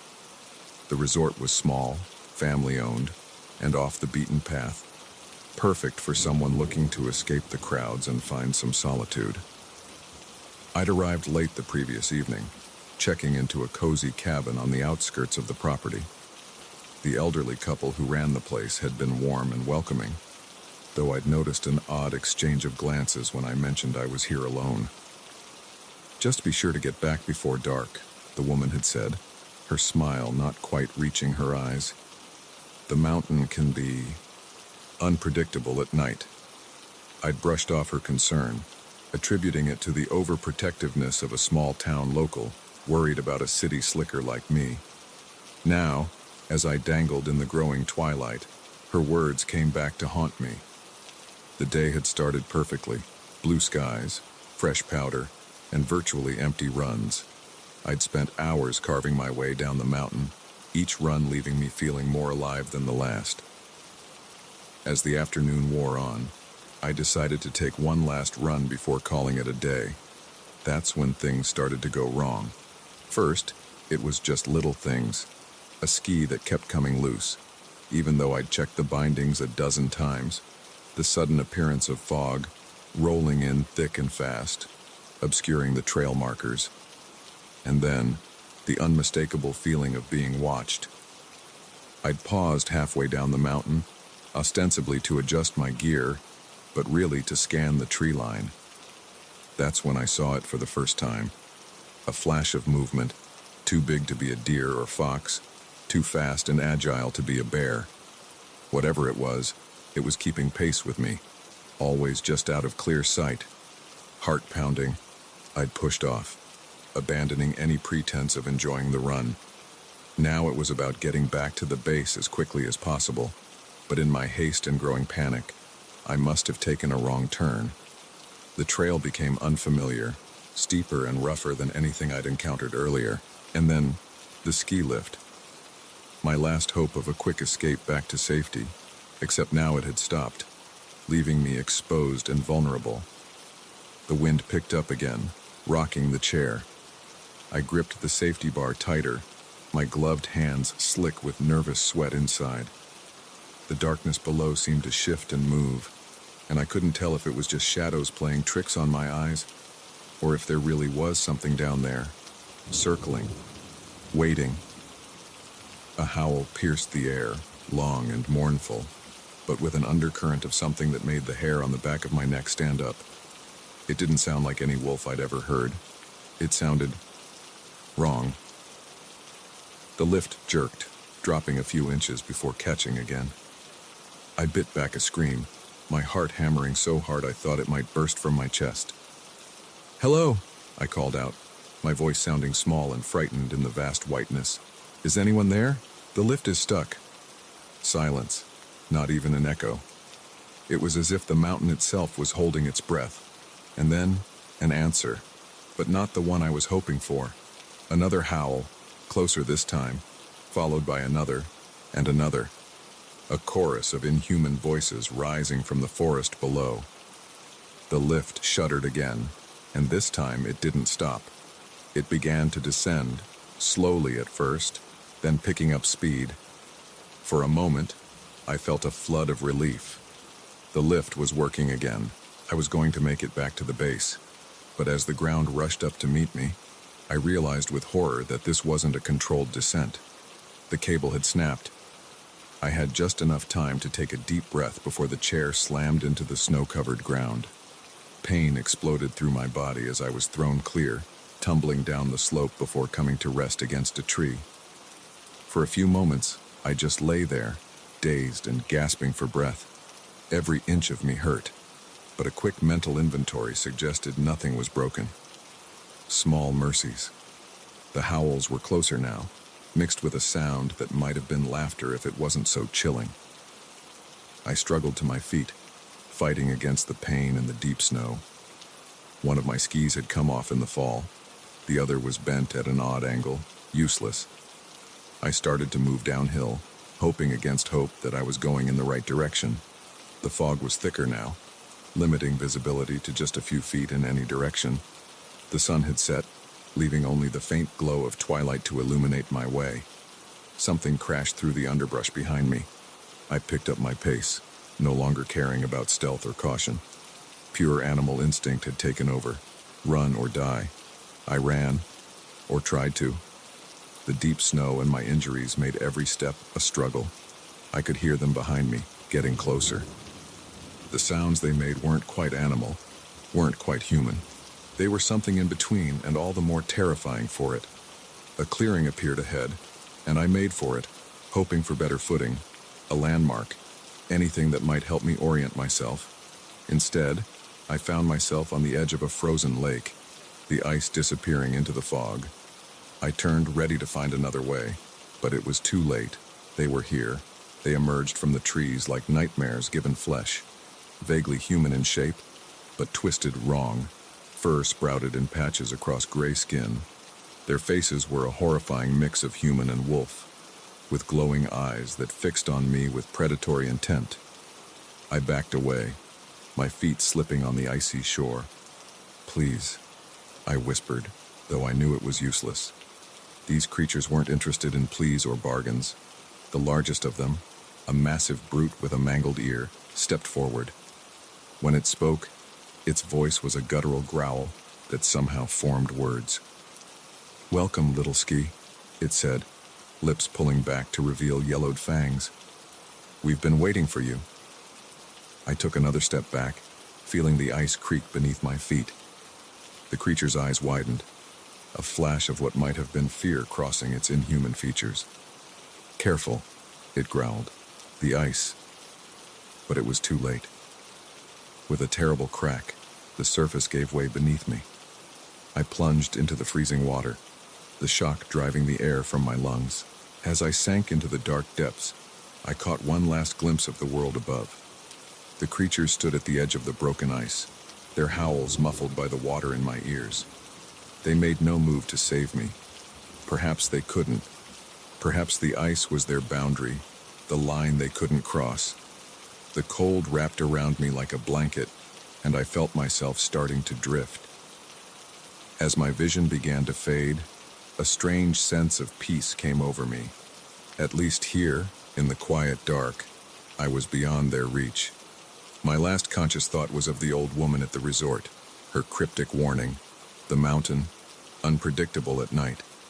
If only I'd listened. I don't know how long I was under. Seconds, minutes, hours. Time lost all meaning in that frigid blackness. But somehow, against all odds, I survived. I woke up in a hospital bed, surrounded by beeping machines and concerned faces. They told me a search party had found me washed up on the shore of the lake, barely alive. Hypothermia, they said. Hallucinations brought on by the cold and trauma. But I know what I saw. I know what chased me through that forest. And I know that somewhere out there in the remote wilderness of the Rockies, they're still waiting. Watching. Hungry. I don't ski anymore. I don't go to the mountains at all if I can help it. But sometimes, on cold winter nights when the wind howls outside my window, I find myself listening, wondering. And I thank whatever twist of fate allowed me to escape that frozen hell, because I know that for every story like mine, for every lucky survivor who makes it back to tell the tale, there are dozens more who disappear into the wilderness, never to be seen again, claimed by the mountain and the monsters that call it home.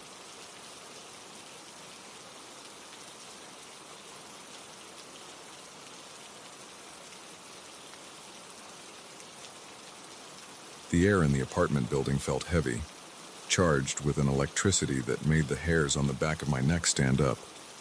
As I climbed the stairs to the third floor, a sense of unease grew with each step. Something was off, but I couldn't put my finger on what. It wasn't until I reached my door and saw the strange symbols carved into the wood that I realized my neighbors weren't just eccentric, they were something far more sinister. I'd moved into the Rosewood Apartments just 3 months ago, drawn by the affordable rent and the charming, if slightly rundown, Art Deco architecture. The building was old, with creaky floors and temperamental plumbing, but it had character. And after a messy breakup and the loss of my job, it was all I could afford. From the start, I'd noticed that my neighbors were a bit odd. Mrs. Abernathy in 3B always wore a heavy black veil, even in the sweltering heat of summer. The twins in 3C never seemed to leave their apartment, but I could hear them chanting in a language I didn't recognize at all hours of the night. And Mr. Kovacs in 3A, well, I tried not to think too hard about the strange smells that often wafted from under his door. But I'd chalked it up to big city eccentricity. After all, this was New York. Everyone had their quirks. Right? Wrong. So very, very wrong. It started with small things. Items in my apartment moving when I wasn't looking. Strange whispers in the hallway that stopped as soon as I opened my door. The constant feeling of being watched, even when I was alone in my studio. Then came the dreams. Vivid nightmares filled with twisted figures and impossible geometries. I'd wake up gasping, sheets soaked with sweat, the echo of inhuman voices still ringing in my ears. I tried to rationalize it all. Stress from job hunting, lingering depression from the breakup, maybe even a gas leak. But deep down, I knew it was something more. The day everything changed started like any other. I'd been out dropping off resumes, trying to ignore the growing dread that had become my constant companion. As I climbed the stairs to my floor, that feeling of wrongness intensified. And then I saw the door. The symbols carved into the wood were like nothing I'd ever seen before. They seemed to shift and writhe as I looked at them, making my eyes water and my head spin. A faint glow emanated from the carvings, pulsing in time with my rapidly beating heart. I fumbled for my keys, desperate to get inside and away from whatever madness was happening in the hallway. But as I inserted the key into the lock, I felt a hand on my shoulder. I spun around, coming face to face with Mrs. Abernathy. Her veil was pulled back, revealing a face that was both ancient and somehow ageless. Her eyes, I noticed with a jolt of terror, were completely black. "It's time, dear," she said, her voice carrying an echo of something vast and unknowable. "We've waited so long for you to be ready." Before I could react, before I could run or scream or do anything at all, the door behind me swung open. Hands grabbed me, pulling me into my apartment. Except it wasn't my apartment anymore. The small studio had transformed into a vast, cavernous space. The walls seemed to stretch into infinity, covered in the same writhing symbols I'd seen on the door. In the center of the room stood a circle of robed figures, my neighbors, I realized with dawning horror. Mr. Kovach stepped forward, lowering his hood. His face was no longer human, twisted into something that belonged in the depths of the ocean rather than on dry land. "Welcome, chosen one," he gurgled, his voice bubbling as if spoken through water. "We've been waiting centuries for your arrival." I tried to speak, to demand answers or beg for release, but no sound came out. My voice had been stolen, along with my will to move. The twins from 3C began to chant, their voices rising and falling in an eldritch harmony that made my bones vibrate. As they sang, the air in the center of the circle began to shimmer and twist.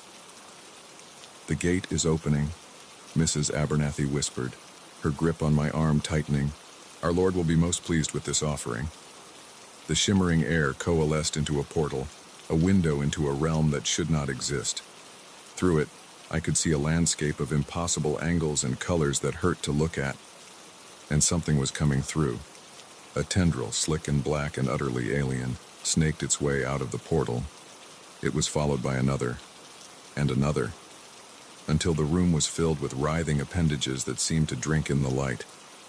I wanted to scream, to run, to wake up from this nightmare. But I could only stand there, paralyzed, as the thing from beyond pulled itself into our world. It was vast, filling the impossible space of the room, and then some. It had too many eyes, too many mouths, its form constantly shifting in ways that defied comprehension. And it was hungry. One of its tendrils wrapped around my waist, lifting me off the ground. I felt a scream building in my throat, finally breaking through whatever spell had silenced me. The sound that escaped me wasn't human. It was the wail of a soul confronted with the truth of a universe far more vast and terrifying than it had ever imagined. As the tendril pulled me towards one of its gaping maws, I closed my eyes, certain that this was the end. I thought of my family, my friends, all the normal, everyday things I'd taken for granted, how I wished I could go back to that life of blissful ignorance.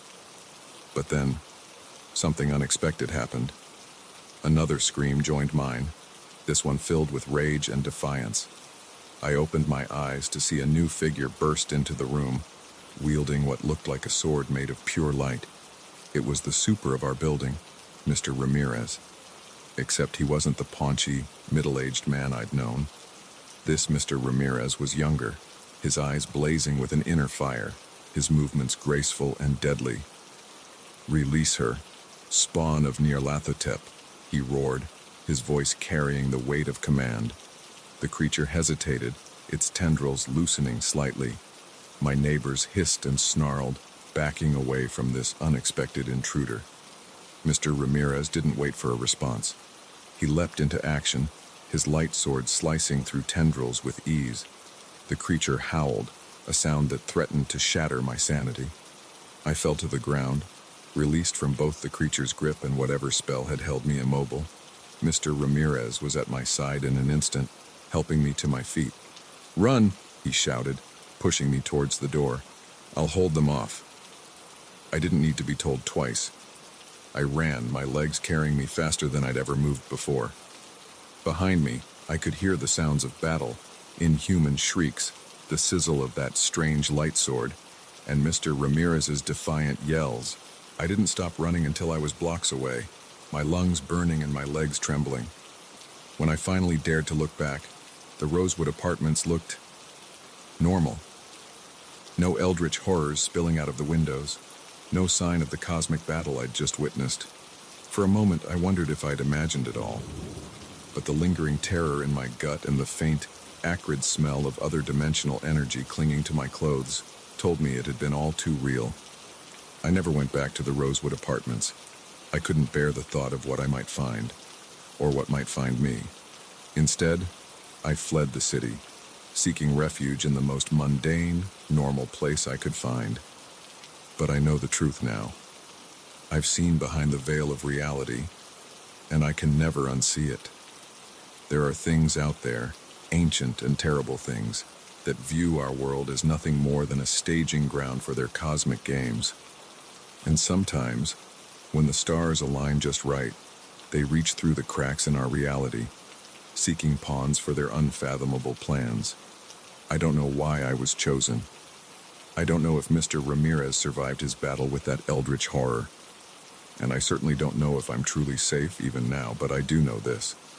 The next time you're looking for an apartment, pay close attention to your potential neighbors. Because you never know when that eccentric old lady next door might be the high priestess of an otherworldly cult. And if you ever see strange symbols carved into your door, run. Run as fast and as far as you can. Because once you've been marked as a chosen one, there's no telling what horrors might come calling.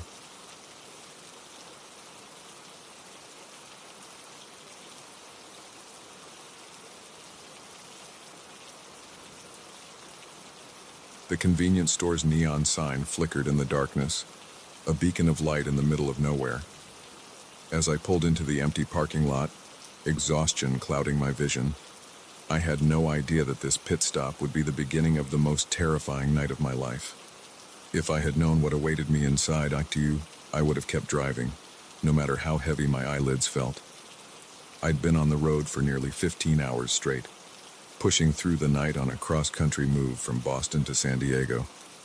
The promise of a new job and a fresh start had me eager to reach my destination, but as the miles stretched on, fatigue began to take its toll. When I spotted the sign for Joe's Gas Grub, just off the highway in what seemed like the middle of the New Mexico desert, it felt like a godsend. The bell above the door chimed as I entered, the sound unnaturally loud in the quiet store. The fluorescent lights buzzed overhead, casting a sickly glow over rows of snacks and drinks. Behind the counter, an old man dozed in a chair, his chin resting on his chest. "Excuse me," I called out, my voice hoarse from hours of disuse. "Hello?" The old man stirred, blinking owlishly at me. For a moment, something flashed in his eyes. Fear, resignation, before being replaced by a bland smile. "Welcome to Joe's," he said, his voice gravelly. "What can I do for you?" I grabbed a coffee and some snacks, making small talk as he rang me up. As I turned to leave, his hand shot out, gripping my wrist with surprising strength. "Be careful out there," he said, his eyes boring into mine. "The night has teeth in these parts." I laughed nervously, chalking it up to small-town superstition. If only I had listened. Back in my car, I sipped the bitter coffee and pulled back onto the highway. The caffeine began to work its magic, clearing some of the fog from my mind. That's when I noticed the headlights in my rearview mirror. At first, I thought nothing of it. another night owl making their way across the vast emptiness of the American Southwest. But as the minutes ticked by and the car maintained a constant distance behind me, a seed of unease began to grow in my gut. I sped up, pushing my old sedan harder than I had all night. The headlights kept pace effortlessly. I slowed down, hoping they would pass. Instead, they slowed too, maintaining that same eerie distance. My palms began to sweat as I gripped the steering wheel tighter. I was being followed. That much was clear.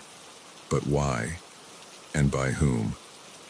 I fumbled for my phone, intending to call 911 only to find no signal. Of course, I was in the middle of nowhere, cut off from help. The highway stretched out before me, empty and dark. No exits, no towns, nothing but miles of asphalt and desert scrub. I was trapped, a mouse in a very long, straight maze, with something hungry nipping at my heels. Suddenly, the headlights behind me flared brightly, momentarily blinding me. When my vision cleared, I saw with horror that the car was now much closer, close enough that I could make out details of the driver.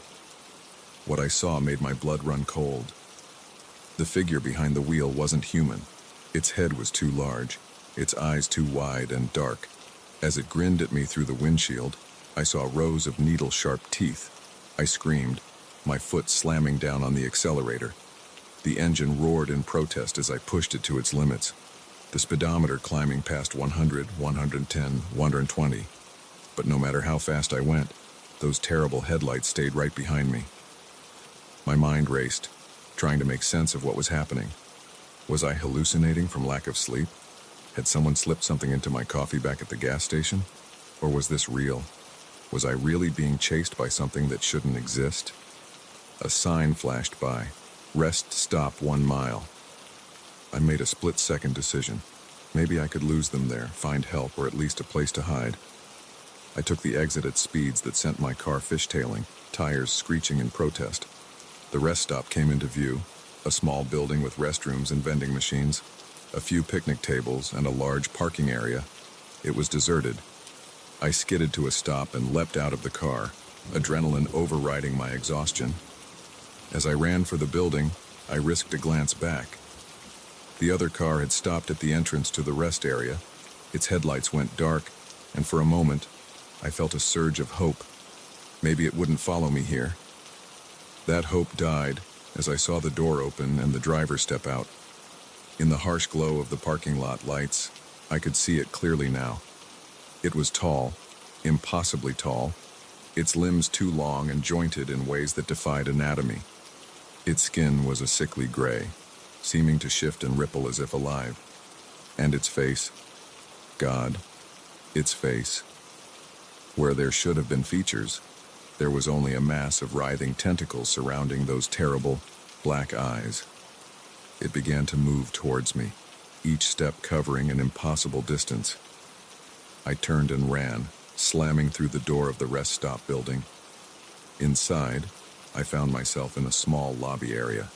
Vending machines hummed in one corner, their light creating strange shadows. 2 hallways led off to what I assumed were the restrooms. I didn't have time to think. I could hear it outside, its footsteps echoing on the pavement. I dove into the women's restroom, locking myself in a stall and climbing up onto the toilet to hide my feet. For a long moment, there was silence. Then, the main door creaked open. I held my breath, my heart pounding so hard I was sure it would give me away. Slow, deliberate footsteps echoed off the tiled floor. It was in here with me. A low, gurgling sound filled the air. Not quite a growl, not quite speech, but something in between. It was calling for me, I realized, hunting me. The footsteps grew closer. I saw shadows move under the stall door. It was right outside. I closed my eyes, silently praying to any god that might be listening. Please, please, don't let it find me. The stall door rattled. Once, twice. On the third shake, the lock gave way. I opened my eyes to find myself staring into the abyss of the creature's gaze. This close, I could smell it. a scent of ozone and decay that made my stomach churn. Its tentacles writhed, reaching for me. I screamed, lashing out with all the strength fear and desperation gave me. My fist connected with something solid, and the creature reeled back, more in surprise than pain. I took my chance. I bolted past it, out of the stall, out of the restroom. I ran like I'd never run before, my lungs burning, my legs pumping furiously. I burst out of the rest stop and into the parking lot. My car was there, engine still running, door still open. Behind me, I heard an inhuman shriek of rage. I threw myself into the driver's seat and slammed the car into gear. Tires squealing, I peeled out of the parking lot and back onto the highway.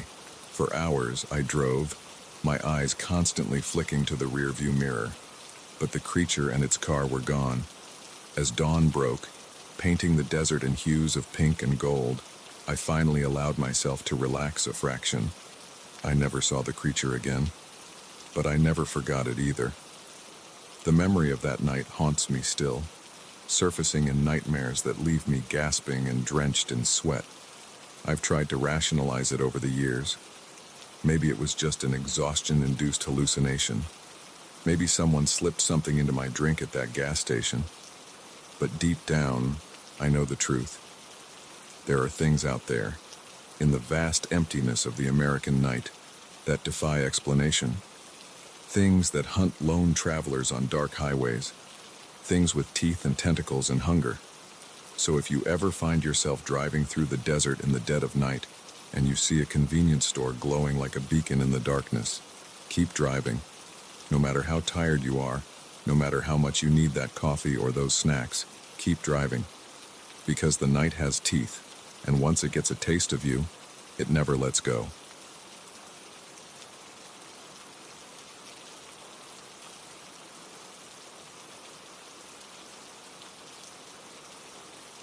The first time I heard the scratching in the walls, I dismissed it as mice. But as I pressed my ear against the cool plaster, listening to the rhythmic scraping growing louder and more frantic, a chilling realization washed over me. Whatever was moving inside the walls of my Airbnb was far too big to be a rodent, and it was getting closer. I'd booked the quaint Victorian house for a month-long writing retreat, desperate to finish my novel away from the distractions of city life. The listing had promised an historic charm and peaceful seclusion, situated on the outskirts of a small New England town I'd never heard of. The price was surprisingly reasonable for such a large space, but I chalked it up to the off-season and my luck at finding a hidden gem. When I arrived, the house seemed perfect. 3 stories of weathered clapboard siding, gingerbread trim, and a turret that would serve as my writing nook. The interior was a time capsule of 19th century design, from the elaborately carved banisters to the heavy velvet drapes.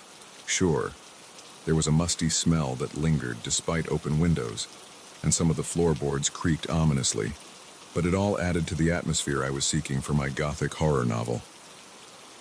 The first few days passed uneventfully.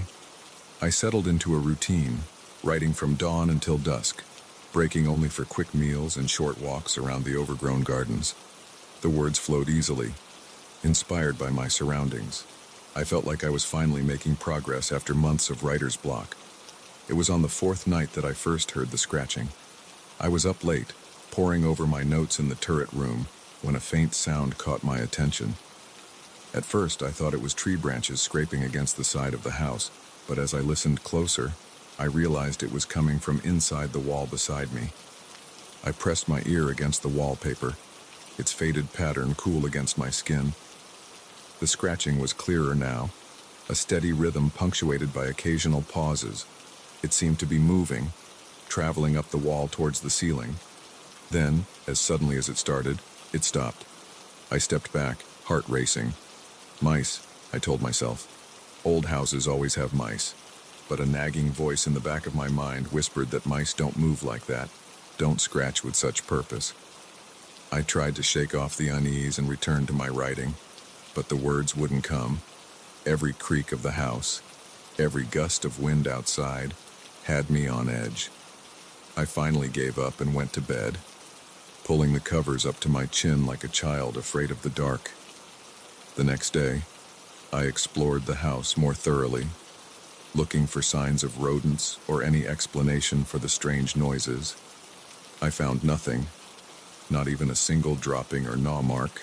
What I did find, hidden behind a loose panel in the attic, was a journal. The leather-bound book was old, its pages yellow and brittle. The handwriting inside was spidery and difficult to read, but as I deciphered the entries, my blood ran cold. It was the diary of a previous owner, dating back to the late 1800s. The writer described hearing noises in the walls, seeing shadows move out of the corner of their eye, feeling watched even when alone in the house. As the entries progressed, the writer's mental state seemed to deteriorate. They wrote of hidden passages they couldn't find, of voices whispering from empty rooms, of something living within the very bones of the house. The final entry, scrawled in shaky handwriting, simply read, "They're coming for me. God help me. They're coming through the walls." I slammed the journal shut, my hands shaking. It had to be the ramblings of a madman, I told myself. There was no other explanation. But as I looked around the dim attic, at the shadows lurking in the corners, doubt crept in. That night, the scratching returned, louder than before. It wasn't just in one spot now, but seemed to be all around me, coming from every wall. I huddled in my bed, wide-eyed and trembling, as the sounds grew more frenzied.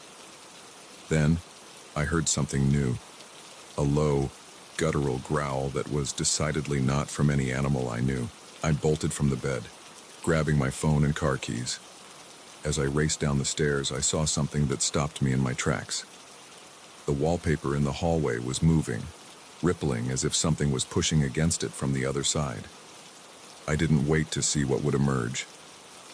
I ran out of the house, not even bothering to close the door behind me. I drove through the night, not stopping until I reached the nearest town with a hotel. Only then, in the harsh fluorescent light of a budget motel room, did I allow myself to break down.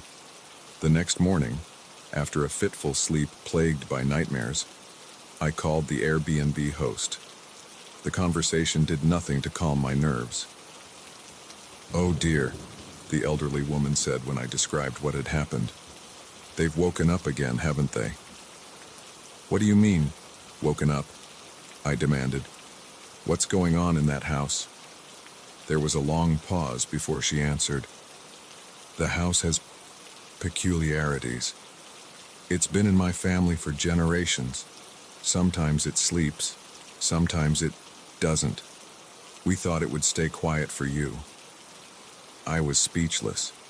She spoke about the house as if it were alive, as if the horrors I'd experienced were just an inconvenience, like a leaky faucet or a drafty window. "I'll refund your stay, of course," she continued, her tone maddeningly calm. "And I'll make sure the listing is updated to warn future guests." "Warn them," I sputtered. "You shouldn't be renting it out at all. It's dangerous." "Oh, it's not dangerous, dear. Not really. It's just hungry sometimes, but it never takes more than it needs." I hung up, my mind reeling. Part of me wanted to report her, to have the house condemned and torn down. But who would believe me? And more importantly, what would happen if they did destroy the house?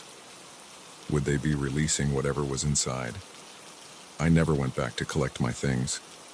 I bought new clothes, a new laptop, anything to avoid setting foot in that house again. I told myself I was being irrational, that there had to be a logical explanation for everything I'd experienced. But deep down, I knew the truth. Sometimes, late at night when the world is quiet, I swear I can hear scratching in the walls of my apartment. It's just the pipes, I tell myself. Just the building settling. But a part of me wonders, did something follow me from that house? Is it waiting, biding its time until it gets hungry again? I finished my novel, but not the one I started in that Victorian nightmare. Instead, I wrote about my experience, pouring all my fear and uncertainty onto the pages. It became a bestseller, praised for its visceral realism and palpable sense of dread. If only my readers knew how real it all was. I still write, but I never stay in Airbnbs anymore.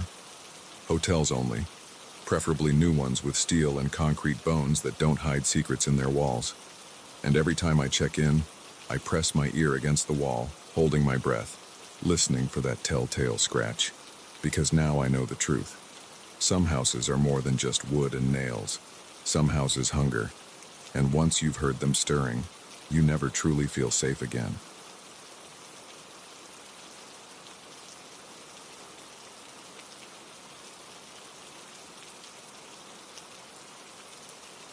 The rusty sign creaked in the wind, its faded letters barely legible. Welcome to Millbrook, population 512. As we drove past it, a chill ran down my spine that had nothing to do with the crisp autumn air. Something about this town felt wrong, fundamentally off in a way I couldn't quite put my finger on. Little did I know, that feeling was my last warning before we stumbled into a nightmare that would haunt me for the rest of my life. My girlfriend, Sarah, and I had been on the road for hours, making our way from Chicago to her parents' new place in Denver. We'd decided to take the scenic route, eschewing the monotony of the interstate for the charm of backroads and small towns. It had been Sarah's idea to cut through this particular stretch of rural Nebraska, a shortcut she'd found on an obscure travel blog. "It'll be an adventure," she'd said, her eyes sparkling with excitement. Who knows what hidden gems we might find? I should have known better. In horror movies, it's always the shortcut that leads to trouble. But real life isn't a movie, right? Wrong. So very, very wrong. At first, Millbrook seemed like any other small Midwestern town we'd passed through. A main street lined with mom-and-pop shops, a town square with a gazebo, houses with well-manicured lawns. But as we drove deeper into town, looking for a place to grab lunch, I noticed things that set my nerves on edge. The streets were empty, not just quiet, but completely deserted. No cars, no pedestrians, not even a stray dog. The shops, while seemingly open, had no customers. And the few people we did see through windows or on porches, they just stared. No waves, no smiles, just blank, unblinking stares that followed our car as we passed. "Maybe it's siesta time," Sarah joked, but I could hear the unease in her voice. We pulled up to a diner called Mel's Eats, the only place that showed any signs of life. A neon "open" sign buzzed in the window, and we could see a few patrons inside. "Let's just grab a quick bite and get back on the road," I said, trying to keep the relief out of my voice. Normal people, normal food, then we'd be on our way. The bell above the door chimed as we entered, and every head in the place turned to look at us. The silence was deafening. I could feel their eyes on us as we made our way to a booth, the vinyl seats squeaking uncomfortably loud in the quiet. A waitress approached, her smile too wide, too fixed. "Welcome to Mel's," she said, her voice oddly flat. "You folks aren't from around here, are you?" We shook our heads, and I swear I saw something like hunger flash in her eyes. "Well, you're in for a treat," she continued. "Mel's famous meatloaf is to die for." The way she emphasized "to die for" sent a shiver down my spine. We ordered quickly, sandwiches and sodas, nothing that would take too long to prepare. As the waitress walked away, I leaned in close to Sarah. "Something's not right here," I whispered. "We need to leave as soon as we can." She nodded, her earlier enthusiasm replaced by a look of worry. "I know. I feel it too. It's like everyone's wearing a mask or something." Our food arrived suspiciously quickly, and we ate in tense silence, both of us eager to get back on the road. I couldn't shake the feeling that the other diners were watching us, their heads turned just enough to keep us in sight without openly staring. When the check came, I threw down some cash, not even bothering to count it. "Keep the change," I told the waitress, already halfway out of the booth. But as we stood to leave, a large man blocked our path. He was easily 6.5 feet tall, with shoulders like a linebacker and hands that looked like they could crush stone. "Leaving so soon?" he rumbled, his voice deep and threatening. But the fun's just about to start. I opened my mouth to respond, but before I could, Sarah grabbed my hand and yanked me towards the back of the diner. "Run!" she yelled. We burst through the kitchen doors, startling a cook who was standing unnaturally still over a bubbling pot. The smell coming from it turned my stomach. It was meat, but no meat I'd ever encountered before. We didn't stop to investigate. We ran through the kitchen and out the back door, emerging into an alley behind the diner. I could hear shouts behind us, the sounds of pursuit growing closer. "The car!" Sarah gasped as we ran. "We need to get to the car." But as we rounded the corner onto the main street, my heart sank. Our car was gone. In its place was a group of townspeople, their faces set in those same blank stares we'd seen earlier. But now, those stares held a hunger that made my blood run cold. "This way," I said, pulling Sarah down a side street. We ran blindly, taking turns at random, trying to lose our pursuers. But at every turn, more townspeople appeared, slowly closing in on us. As we ran, I began to notice other details that my mind had initially skipped over. The houses, which had seemed normal at first glance, were subtly wrong. Windows at odd angles, doors too small or too large, colors that seemed to shift when you weren't looking directly at them. And the people, the more I looked, the less human they appeared.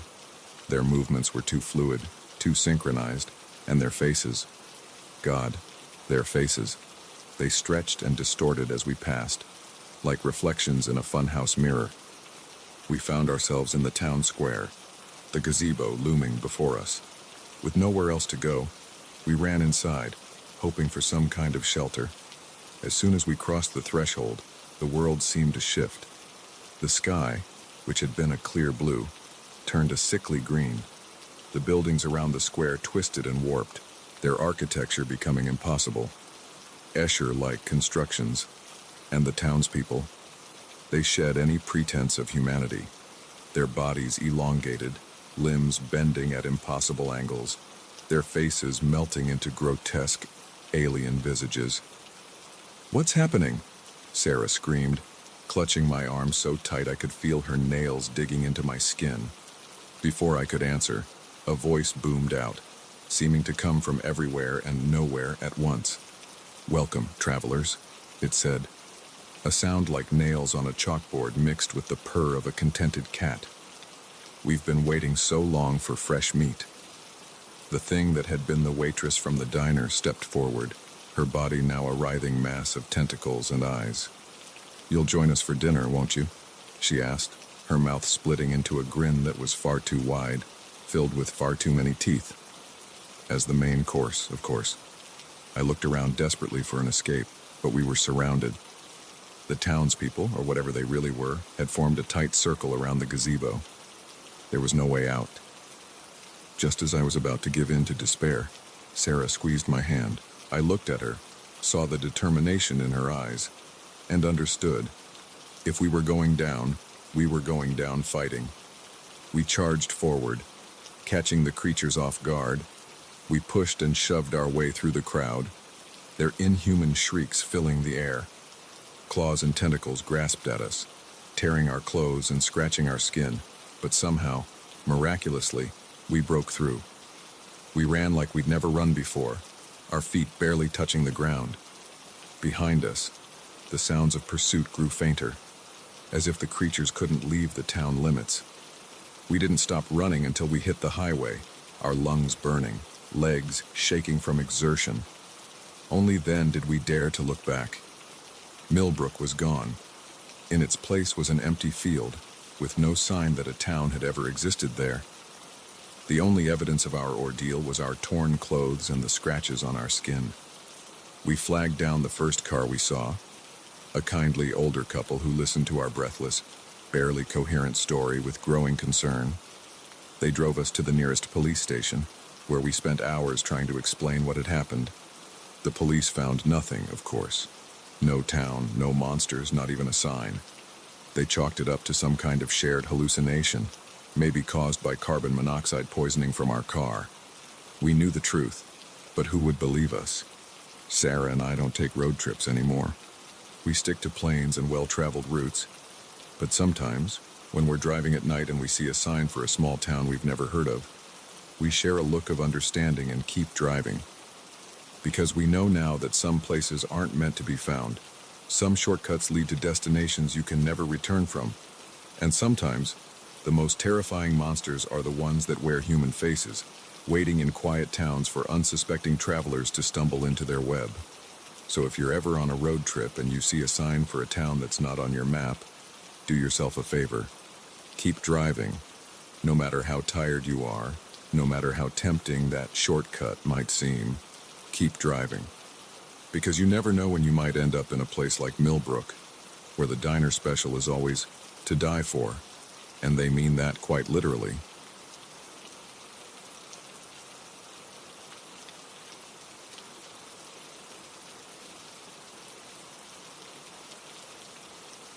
The old key felt unnaturally cold in my hand, its intricate design catching the dim light of the attic. As I stood before the locked door that had confounded me for weeks, a mixture of excitement and dread washed over me. I had no idea that turning that key would unlock not just a hidden room, but a nightmare that had been lurking in my family's history for generations. It all started when my great-aunt Mildred passed away, leaving me her sprawling Victorian mansion on the outskirts of a small New England town. I'd only met the old woman a handful of times, and her decision to make me her sole heir came as a shock to everyone, myself included. But as a struggling writer with mounting debts, I wasn't about to look a gift horse in the mouth. The house was a marvel, a 3-story behemoth with turrets, gables, and more rooms than I could count. It was also in desperate need of renovation, with peeling wallpaper, creaky floorboards, and a pervasive musty smell that seemed to seep from the very walls. I threw myself into the restoration project with gusto, seeing it as both a welcome distraction from my writer's block and a potential goldmine of inspiration for my next novel. Room by room, I cleaned, repaired, and updated, uncovering the house's hidden charms. But there was one door that refused to yield to my efforts. Located at the end of a long hallway on the 3rd floor, it remained stubbornly locked despite my best attempts to open it.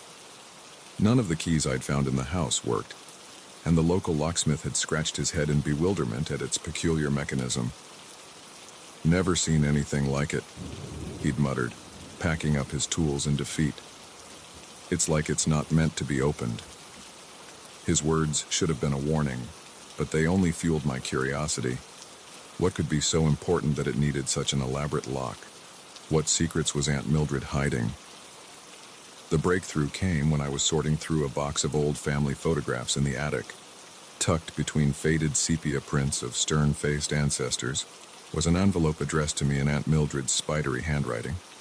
Inside was a single sheet of paper and a small, ornate key. The letter was brief and cryptic. "Dearest nephew, if you're reading this, then I'm gone and the house is yours. With it comes a responsibility I'd hoped to spare you from, but blood will tell, and the time has come for you to know the truth." The key opens the locked door. What you find there will change everything. Be brave, be strong, and above all, be careful. Some doors, once opened, can never be closed again. Your loving aunt, Mildred.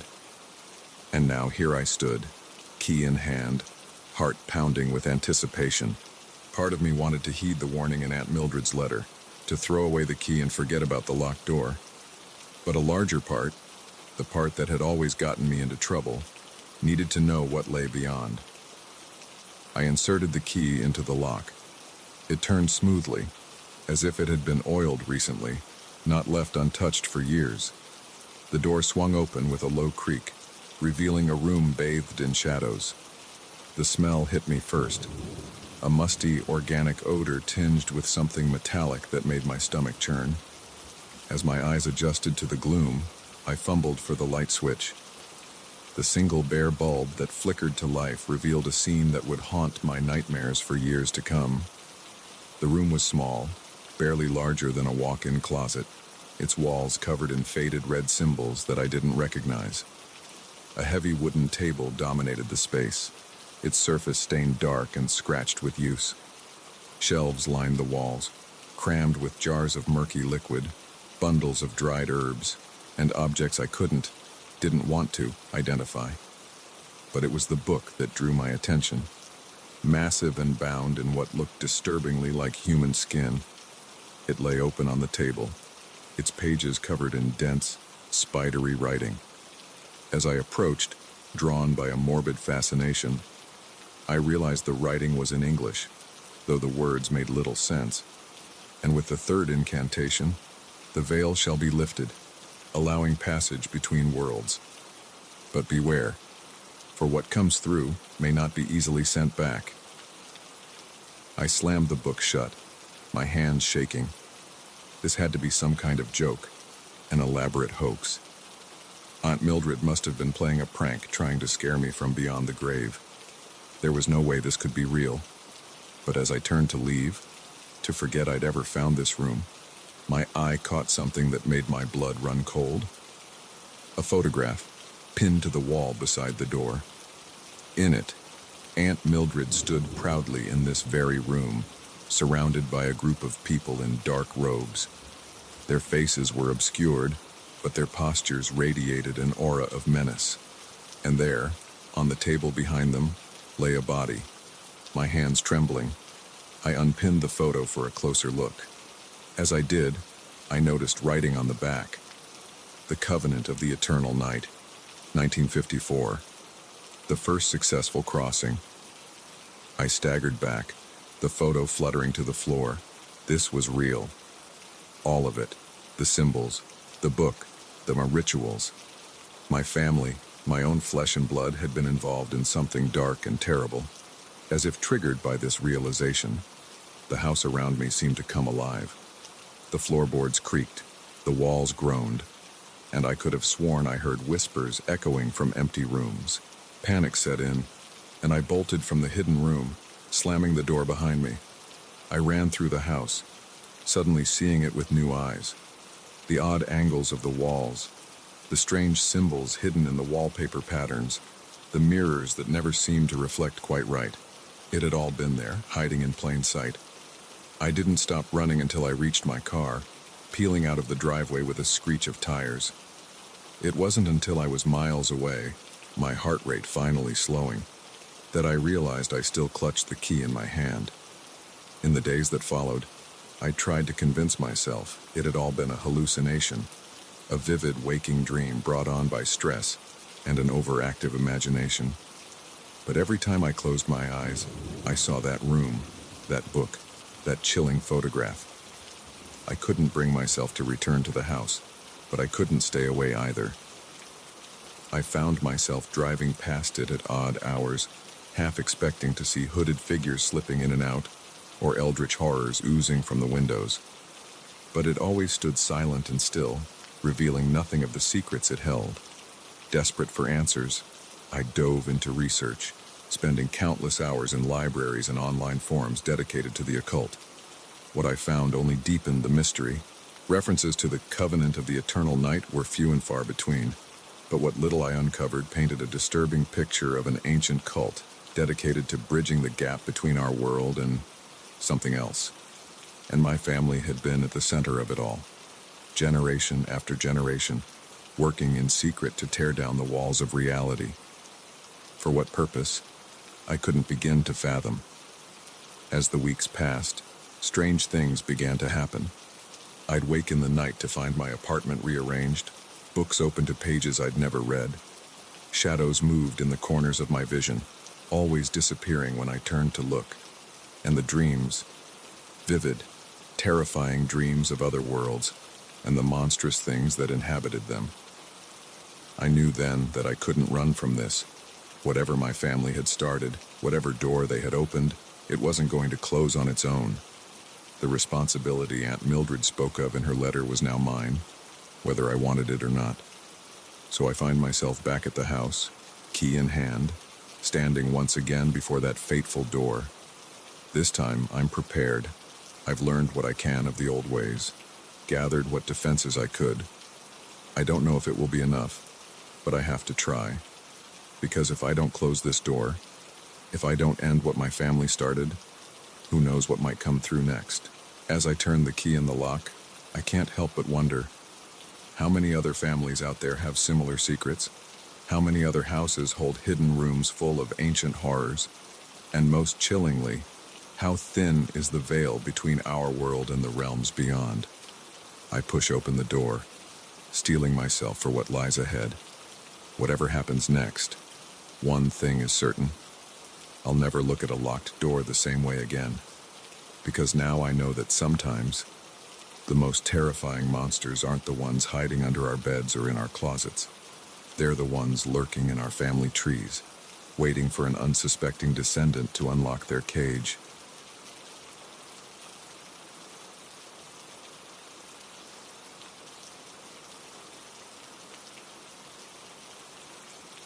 The sickening crunch of metal on metal shattered the quiet night, jolting me awake.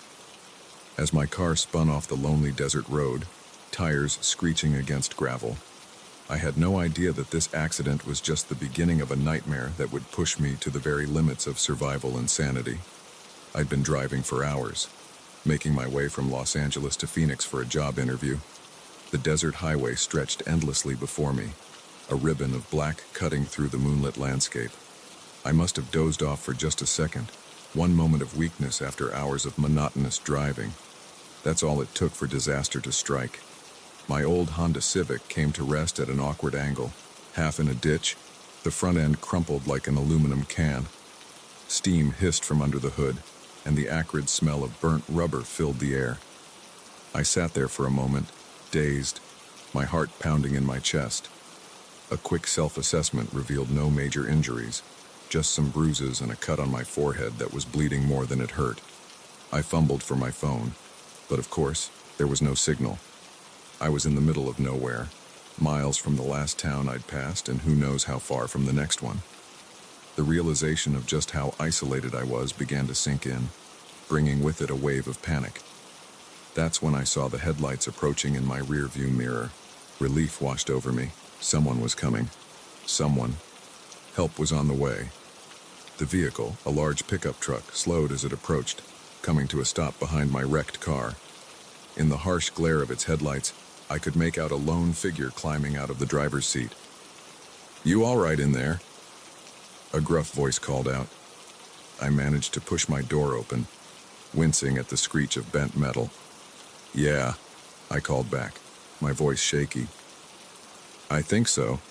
Just shaken up." The man approached, his features coming into focus as he got closer. He was tall and broad-shouldered, with a weathered face that spoke of years under the desert sun. His eyes, when they met mine, were disconcertingly intense. "That's quite a wreck you got there," he said, surveying the damage. "You're lucky to be walking away from it." I nodded, still a bit dazed. "Yeah, I must have fallen asleep at the wheel. Stupid, I know." He grunted in agreement. "Well, ain't no way that car's getting you anywhere tonight. Nearest town's about 50 miles that way." He jerked his thumb over his shoulder. "I can give you a ride if you want. Got a phone at my place you can use to call a tow truck." I hesitated. Every instinct told me to be wary of strangers, especially out here in the middle of nowhere. But what choice did I have? I couldn't very well stay here with my wrecked car, and walking 50 miles through the desert night wasn't an option. "That'd be great, thank you," I said, trying to infuse my voice with a confidence I didn't feel. He nodded and turned back towards his truck. "Name's Earl, by the way," he called over his shoulder. "John," I replied, gathering what I could from my car before locking it up. As I climbed into Earl's truck, the knot of unease in my stomach grew. The interior was cluttered and smelled of stale cigarettes and something else I couldn't quite place. Something metallic and vaguely unpleasant. Earl started the engine and pulled back onto the road. We drove in silence for a while, the monotonous desert landscape rolling by outside the windows. I tried to make small talk, but Earl's responses were curt, bordering on unfriendly. After about 20 minutes, Earl turned off the main road onto a dirt track I wouldn't have even noticed if we hadn't taken it. The truck bounced and jolted as we made our way deeper into the desert. Where exactly do you live?" I asked, unable to keep the nervousness out of my voice. "Not far now," Earl grunted, his eyes fixed on the rough path ahead. Another 10 minutes passed before a structure loomed out of the darkness. It was a ramshackle house, more of a large shack, really, surrounded by piles of rusted machinery and old car parts. The whole scene looked like something out of a post-apocalyptic movie. Earl pulled up in front of the house and cut the engine. The silence that followed was oppressive. "Well, here we are," he said, climbing out of the truck. "Come on in and we'll get you sorted out with that phone call." I followed him hesitantly, every instinct screaming at me to run. But run where? I was miles from anywhere, in unfamiliar territory. I had no choice but to follow Earl into his home. The interior of the house was dimly lit and cluttered, with a musty smell that made me want to gag. Earl led me through to what appeared to be a kitchen, gesturing vaguely towards an ancient rotary phone on the wall. "There you go," he said. "I'll give you some privacy." He shuffled out of the room, leaving me alone. I picked up the receiver, my hand shaking slightly, and was met with silence. No dial tone. The phone was dead. Earl," I called out. "I think there's something wrong with your phone." No response. I stepped out of the kitchen, peering down the dark hallway. "Earl?" That's when I heard it. A muffled thump, and what sounded like a moan coming from somewhere deeper in the house. My blood ran cold. Every fiber of my being told me to get out, to run as fast and as far as I could. But curiosity, that damned human trait that so often leads us into trouble, got the better of me. I found myself moving down the hallway towards the source of the sound. At the end of the hall was a door, slightly ajar. The sounds were definitely coming from behind it. I pushed it open slowly, my heart pounding so hard I was sure it would burst from my chest. What I saw in that room will haunt me for the rest of my days. It was a makeshift operating room, with harsh fluorescent lights illuminating a scene straight out of a horror movie. In the center was a metal table, and on that table, I retched, barely managing to keep the contents of my stomach down. A person, or what was left of one, lay strapped to the table. Parts had been removed, organs exposed, and standing over this grisly tableau, wearing a blood-splattered apron, was Earl. He turned to me slowly, a scalpel glinting in his hand. Now, he said, his voice eerily calm. "You weren't supposed to see this, but since you're here, you might as well make yourself useful." I didn't wait to hear more. I ran, fueled by a terror unlike anything I'd ever experienced. I burst out of the house and into the desert night, not caring which direction I went as long as it was away from that house of horrors. I ran until my lungs burned and my legs felt like lead. Only then did I dare to look back. There was no sign of pursuit, just the vast, indifferent desert stretching out in all directions. I walked through the night, guided only by the stars and my desperate need to put as much distance between myself and Earl's house as possible. As dawn broke, I stumbled onto a highway. A passing trucker took pity on me, giving me a ride to the nearest town where I immediately went to the police. They found Earl's house, of course, and with it, evidence of horrors that went back decades. Missing persons cases from across 3 states were finally closed. Earl himself was nowhere to be found, having vanished into the desert he knew so well. I've tried to move on with my life, to forget that night, but I can't shake the memory of what I saw in that room, or the casual way Earl had invited me to join in his gruesome work. It's changed me, made me wary of strangers and isolated places. Sometimes, when I'm driving at night, and I see headlights approaching in my rearview mirror, I feel a flutter of panic in my chest. I think about Earl, about the monsters that walk among us wearing human faces. And I keep driving, my doors locked and my eyes fixed firmly on the road ahead. Because I've learned that sometimes the most dangerous predators aren't the ones hiding in the shadows. They're the ones that offer you help when you're at your most vulnerable, luring you in with the promise of safety only to reveal their true nature when it's too late to escape.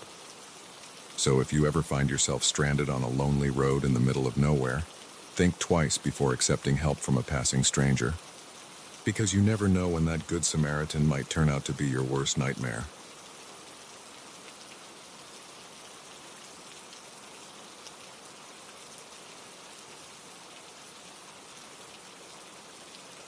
The beam of my flashlight flickered, casting eerie shadows on the cave walls.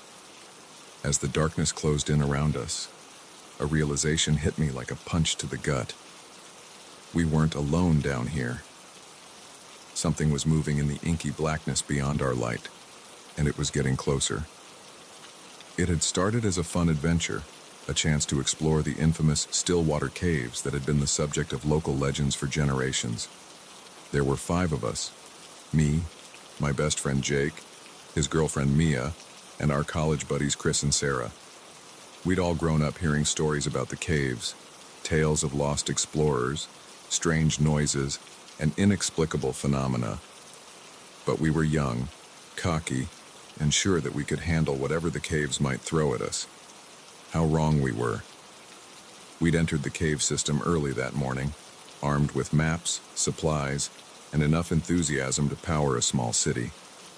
The first few hours were exhilarating. We marveled at the intricate rock formations, squeezed through tight passages, and joked about the legends we'd heard. "Watch out for the cave monsters," Chris had laughed, his voice echoing off the walls. If only we'd known how prophetic those words would turn out to be. It was around midday when things started to go wrong. We'd ventured deeper into the cave than we'd originally planned, drawn by the promise of a massive chamber that was rumored to house prehistoric paintings. That's when we realized we were lost. The passages all looked the same, twisting corridors of rock that seemed to shift and change when we weren't looking directly at them. Our maps became useless, the landmarks we'd used to navigate suddenly unfamiliar. "This doesn't make sense," Jake muttered, studying the map for the 100th time. "We should have reached the main chamber by now." Panic started to set in as we realized the gravity of our situation. We were lost in one of the largest cave systems in the country, with limited supplies and no clear way out. That's when we heard it for the first time, a low, rumbling sound that seemed to come from the very walls around us. It was unlike anything I'd ever heard before, a cross between a growl and the grinding of massive stones. "What was that?" Sarah whispered, her eyes wide with fear. Before anyone could answer, the ground beneath our feet began to tremble. Small rocks and dust rained down from the ceiling. "Earthquake!" Mia shouted. "We need to find cover." We ran blindly through the tunnels, the sound of falling rocks growing louder behind us. I don't know how long we ran, but eventually, we found ourselves in a large cavern, relatively free from falling debris. As the tremors subsided, we took stock of our situation. We were alive, but even more lost than before. And our problems were just beginning. In the aftermath of the quake, our primary flashlight had been damaged. We were left with only a couple of smaller backup lights, their beams seeming pitifully inadequate in the vast darkness of the cave. That's when Chris noticed it, a faint glow coming from one of the tunnels leading out of the cavern. It was a soft, pulsating light, unlike anything that should exist this far underground. "Maybe it's a way out," he suggested hopefully. Against my better judgment, we decided to follow the light. As we moved deeper into the tunnel, the air grew noticeably colder, and a strange smell permeated the air, something ancient and organic that made my skin crawl. The tunnel opened up into another chamber, and what we saw there stopped us in our tracks. The walls were covered in paintings, but not the prehistoric art we'd been expecting. These were newer and far more disturbing. Twisted, inhuman figures danced across the rock face, surrounding images of what looked like human sacrifices. But it was the source of the light that truly terrified us. In the center of the chamber stood a pillar of softly glowing crystal, and suspended within it, perfectly preserved, was a creature out of a nightmare. It was vaguely humanoid, but that's where any resemblance to humanity ended. Its body was elongated and skeletal, with too many limbs that bent at impossible angles. Its head was oversized and bulbous, with no discernible eyes but a mouthful of needle-like teeth. "What the fuck is that thing?" Jake breathed, his voice barely above a whisper. Before anyone could respond, the crystal began to pulse more rapidly. Cracks appeared on its surface, spreading like a web across the glowing material. "We need to get out of here," I said, surprised at how calm my voice sounded despite the terror coursing through my veins. "Now!" We turned to run, but found our path blocked. The tunnel we'd come through had collapsed, sealing us in the chamber, and from the other tunnels leading out of the room came sounds, skittering noises and low, guttural growls that spoke of things that had no place in our world. That's when my flashlight began to flicker, plunging us intermittently into darkness. And in those moments of blackness, I could swear I saw movement, swift, unnatural movement that disappeared as soon as the light returned. We huddled together in the center of the room, our backs to each other, watching in horror as the crystal continued to fracture. With each crack, the air grew colder, and that otherworldly smell intensified. "What do we do?" Sarah sobbed, her earlier bravado completely gone. I wished I had an answer for her. I wished I could wake up and find this was all just a terrible nightmare. But the cold stone beneath my feet and the very real fear gripping my heart told me this was all too real. A particularly loud crack from the crystal made us all jump. A piece had fallen away, and something was emerging from within. A long, spindly limb tipped with claws that looked sharp enough to shred steel. In that moment, staring at the stuff of nightmares literally coming to life before our eyes, something in me snapped. A cold, clear certainty washed over me. We were going to die down here, torn apart by creatures that shouldn't exist, unless... "The paintings," I said suddenly, my mind racing. "Look at the paintings." The others followed my gaze, uncomprehending at first, but then Mia gasped. "The sacrifices," she whispered. "They're containing something." She was right. The twisted figures in the paintings weren't dancing. They were performing some kind of ritual around the human sacrifices. And in the background of each image was a shape eerily similar to the crystal pillar, but whole and unbroken. "I think," I said slowly, the weight of what I was about to suggest sitting heavily in my stomach. "I think the creatures were trapped here, sealed away, and it took blood to do it." The implications of what I was saying hung in the air between us. The only way to stop whatever was emerging from that crystal might be to recreate the ritual depicted in the paintings, which meant... "No," Jake said firmly, realizing where my thoughts were going. "No way. We're not sacrificing anyone." But even as he spoke, more of the crystal fell away. The creature inside was more visible now, its alien features becoming clearer with each passing second. And the noises from the other tunnels were getting louder, closer. "We might not have a choice," Chris said, his voice shaking. It's one of us or all of us." The next few minutes were a blur of argument and tearful pleas. In the end, it was Sarah who made the decision for us. "I'll do it," she said quietly. "I'll be the sacrifice." We tried to talk her out of it, but her mind was made up. With shaking hands and tears streaming down our faces, we prepared for the unthinkable. Using the paintings as a guide, we positioned Sarah in front of the crystal. The rest of us formed a circle around her, our hands linked. As the last pieces of crystal fell away and the creature began to emerge fully, we started to chant. The words came to us instinctively, as if they were being pulled from some deep, primal part of our brains. What happened next, I can barely bring myself to recount. There was a flash of light, a scream that might have been Sarah's or might have come from the creature itself, And then darkness. When we came to, we were lying near the entrance of the cave. How we got there, I don't know. Sarah was gone. The authorities searched for weeks but found no trace of her. The deeper parts of the cave system had collapsed, sealing off whatever horrors lay within. We never spoke about what happened down there. Not to the police, not to Sarah's family, not even to each other. Who would believe us? Some nights, I wake up in a cold sweat, the echo of that unearthly scream ringing in my ears. I wonder if we did the right thing.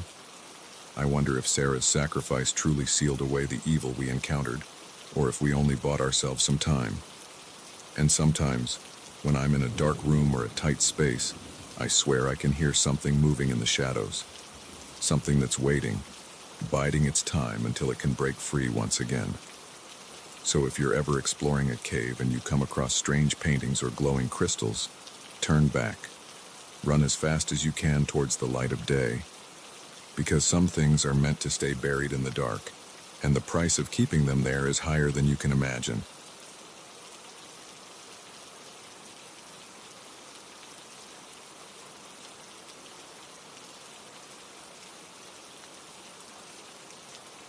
The security camera footage flickered on the ancient monitor, and my blood ran cold. There, in grainy black and white, was a figure moving through the warehouse. A figure that shouldn't exist.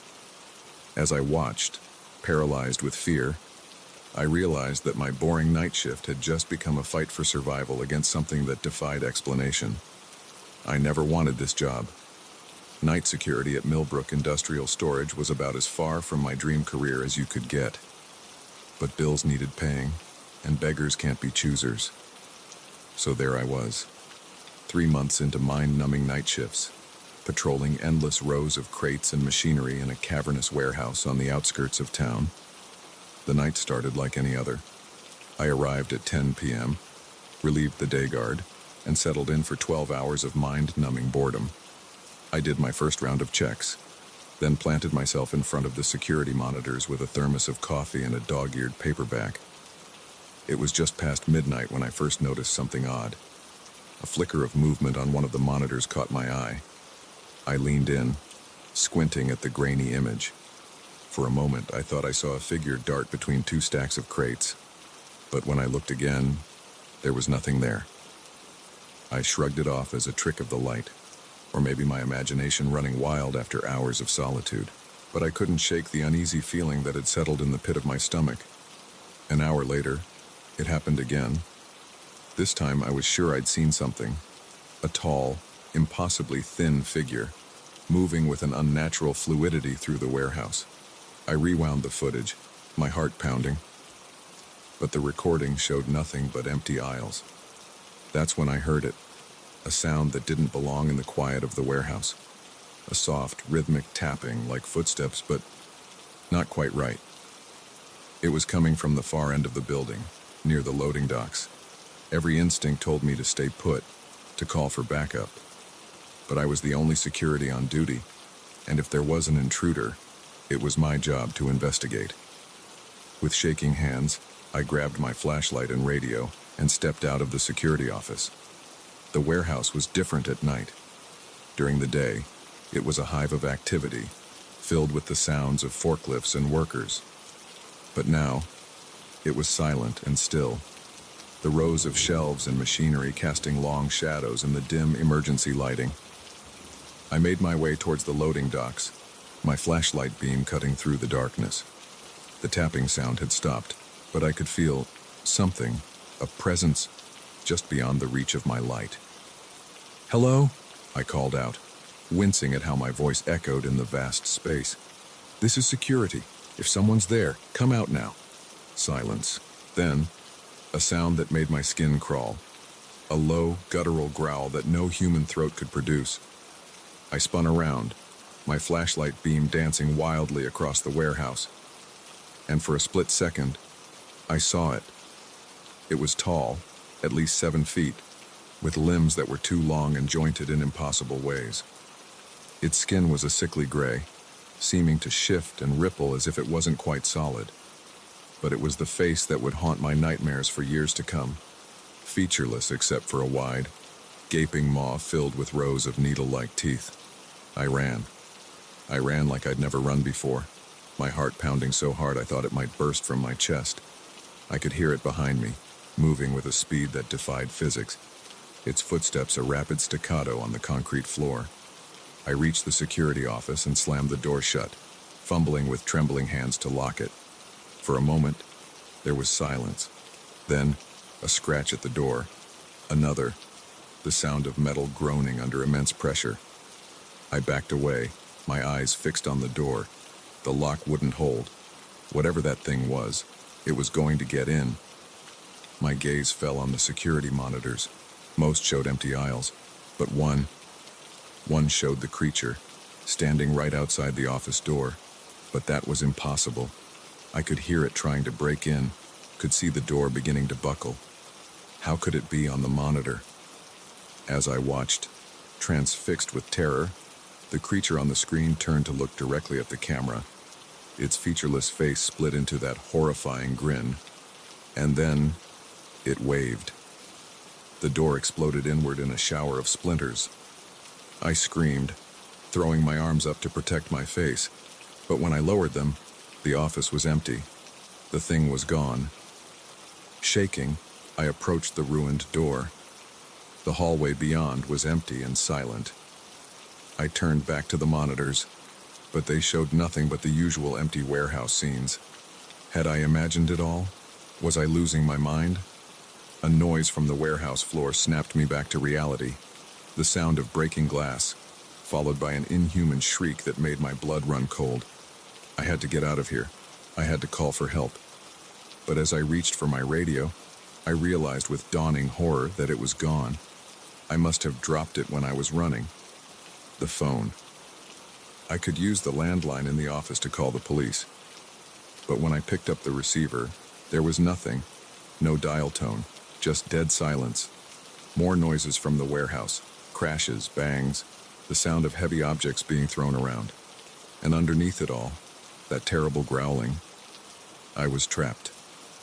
Whatever that thing was, it was between me and the exit. My only hope was to wait it out until the morning shift arrived. 6 hours. I just had to survive for 6 hours. I barricaded myself in the office as best I could, pushing the heavy desk against what was left of the door. Then I huddled in the corner, my eyes fixed on the monitors, watching for any sign of the creature. The hours crawled by with agonizing slowness. Every noise, every shadow made me flinch. Twice, I saw the thing on the monitors, moving through the warehouse with that unnatural grace. Each time, it would stop and look directly at the camera, that terrible grin splitting its face. As dawn approached, the noises from the warehouse grew quieter. The last time I saw the creature on the monitors, it seemed smaller somehow, less solid, as the first rays of sunlight began to peek through the high windows of the warehouse. It looked at the camera one last time, gave that chilling wave, and then dissolved into shadows. When the morning shift arrived, they found me huddled in the corner of the destroyed office, babbling about monsters and impossible things. The warehouse was a mess, with toppled shelves and broken crates scattered everywhere. But of the creature, there was no sign. They didn't believe me, of course. How could they? The security footage showed nothing but empty aisles all night. The official report blamed vandals, though how they could have gotten in and out without triggering any alarms was never explained. I quit that day. No job was worth what I'd been through, but quitting didn't end it. Sometimes, when I'm alone in the dark, I swear I can hear that tapping sound again. And in the corner of my eye, I catch glimpses of a tall, impossibly thin figure, always just out of sight when I turn to look. I don't know what I encountered that night in the warehouse. I don't know if it was real or if I suffered some kind of mental break. But I do know this. I'll never work another night shift as long as I live. Because when the sun goes down and the shadows grow long, there are things that come out to play. Things that shouldn't exist in our world, but do. And sometimes, they like to wave at the camera, just to let you know they see you too.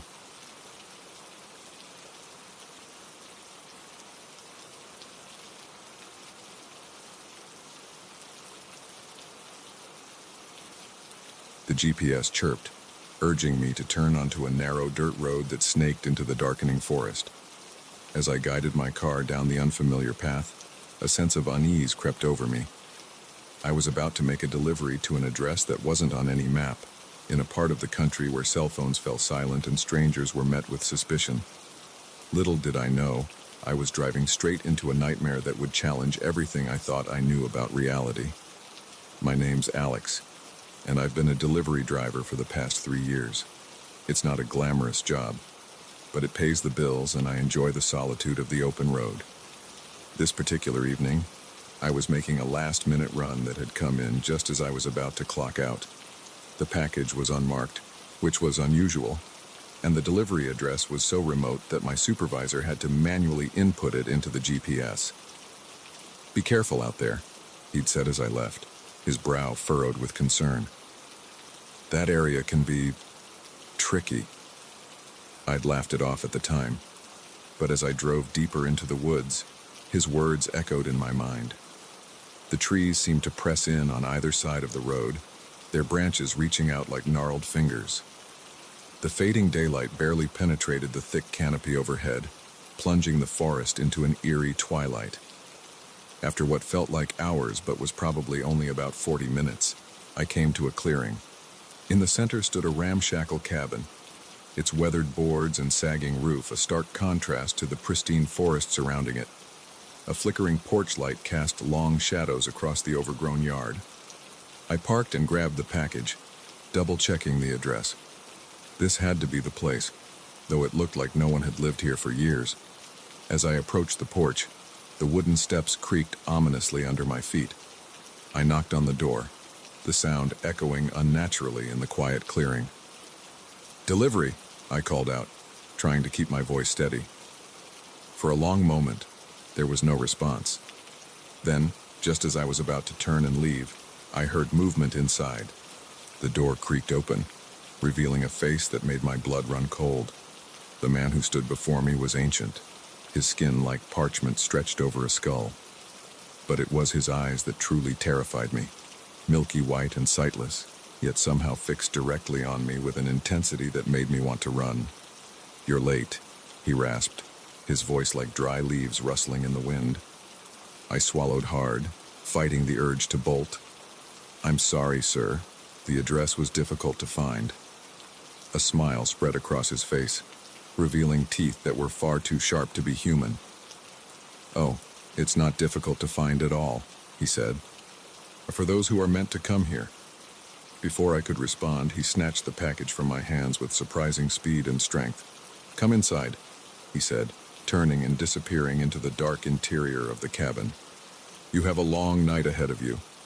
Every instinct screamed at me to run, to get back in my car and drive as fast and as far as I could.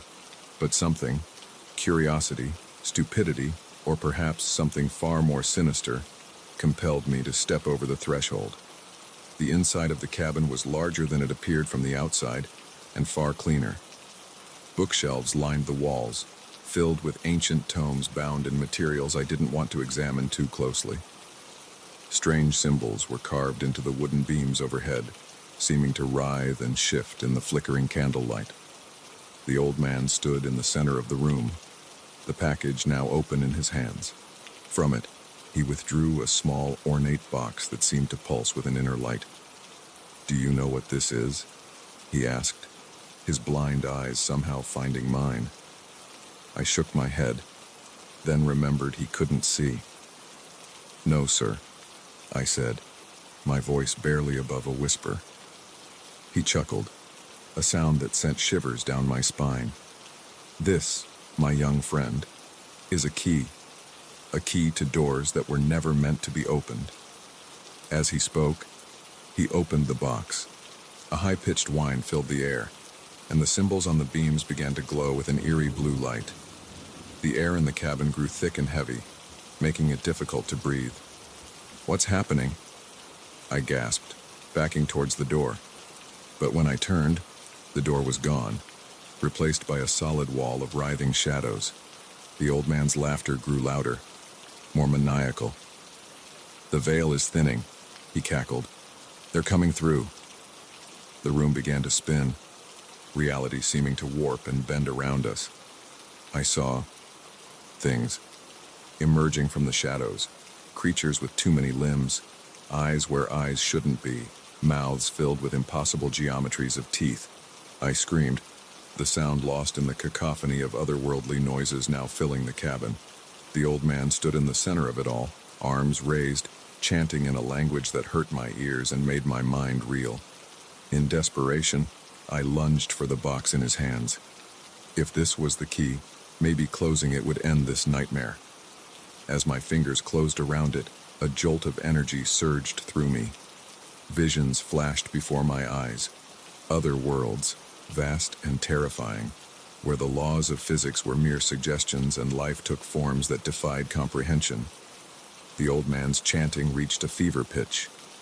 The creatures were fully in our world now, their impossible forms filling the cabin.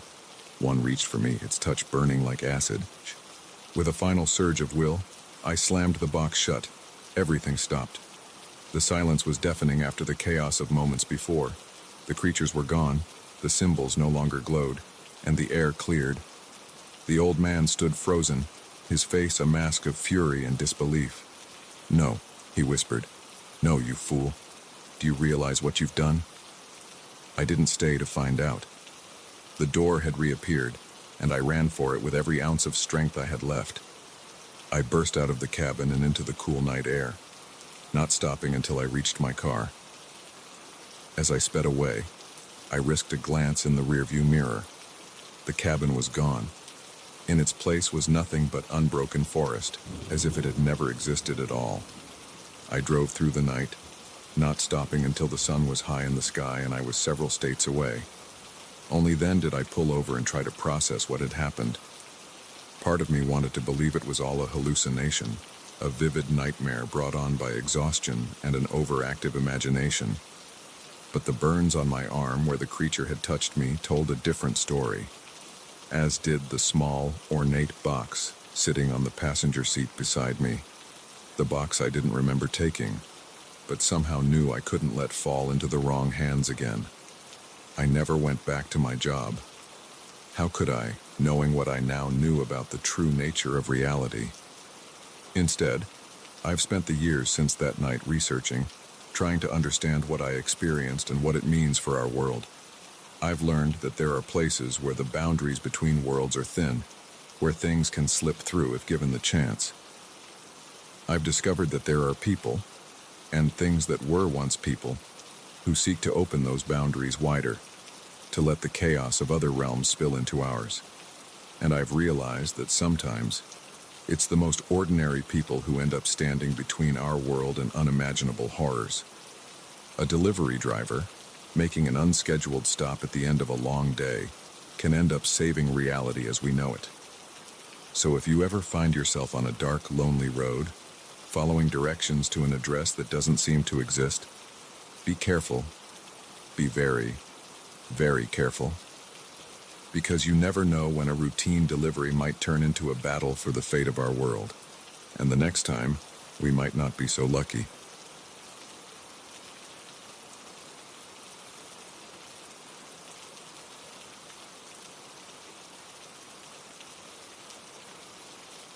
The crunch of leaves under my boots echoed through the silent forest as I made my way back to my campsite. The sun had long since dipped below the horizon, leaving me in near total darkness, save for the weak beam of my flashlight.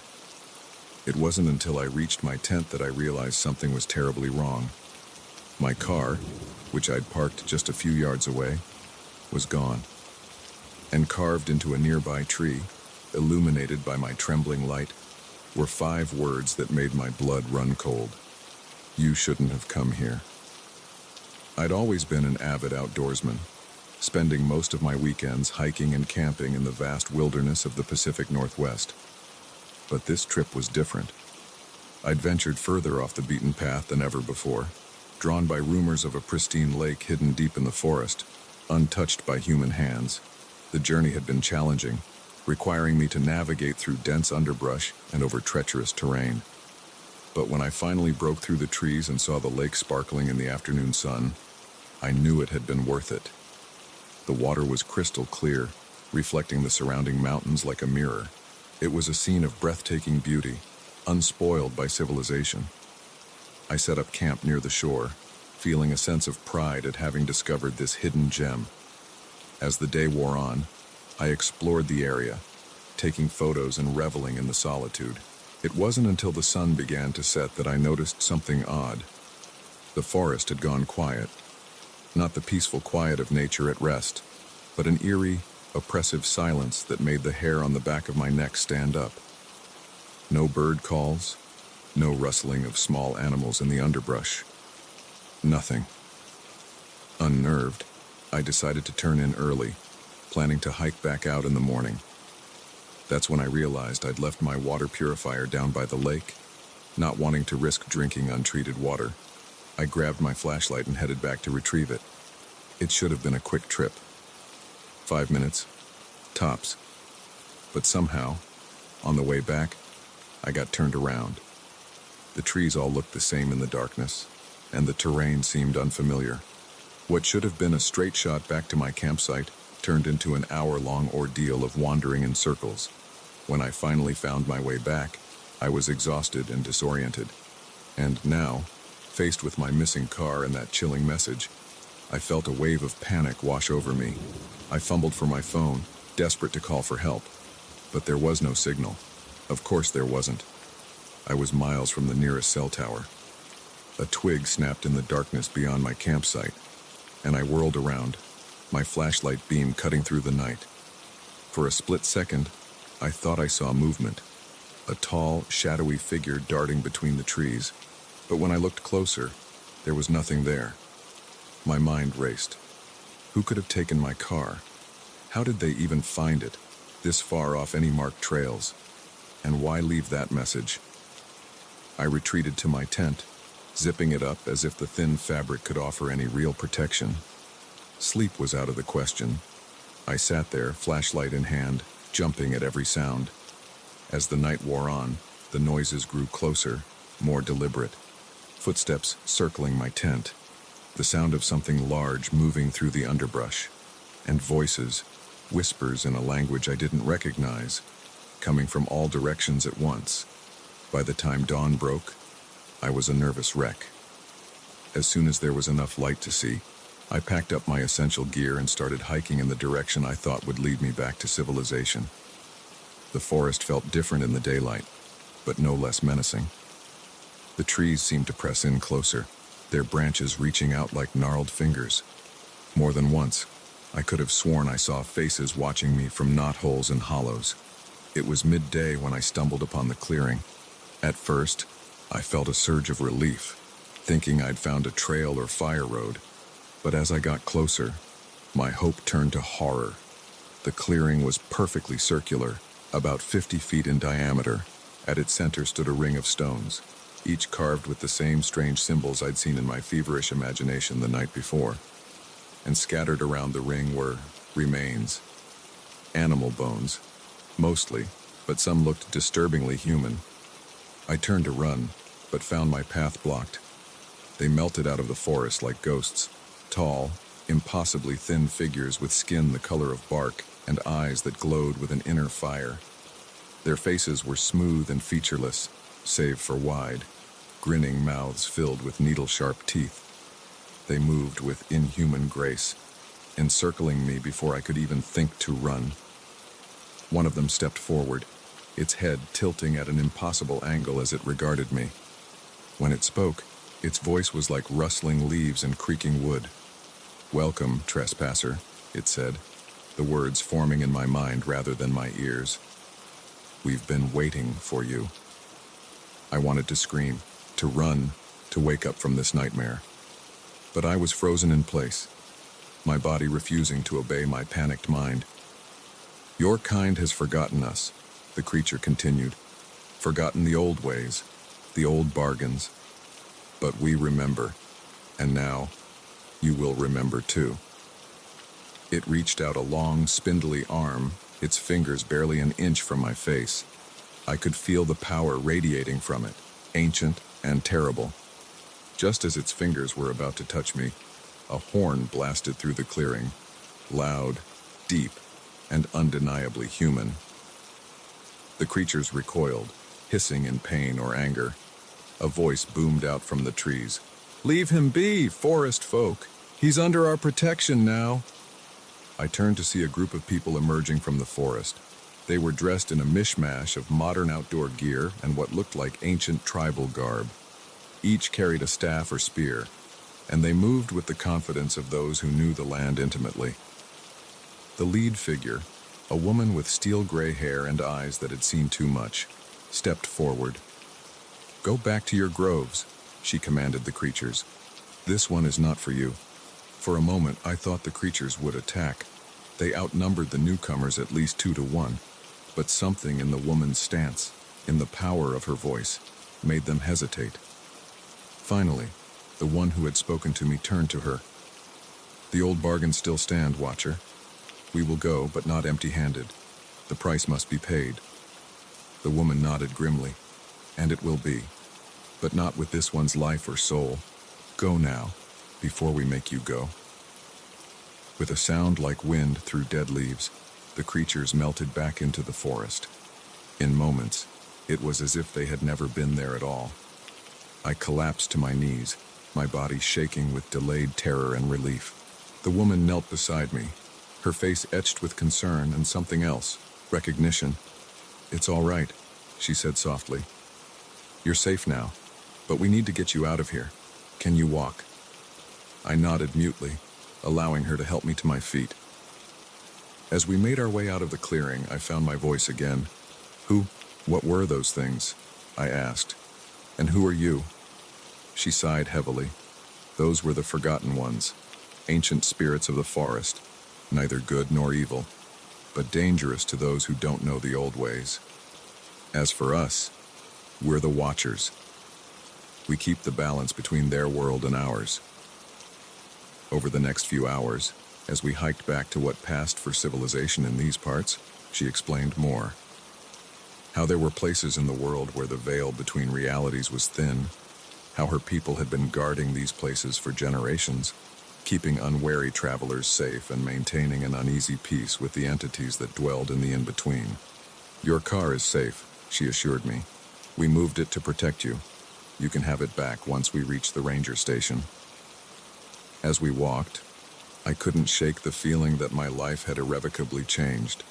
The world I thought I knew had been torn away, revealing something far stranger and more terrifying beneath. "What happens now?" I asked as we neared the end of our journey.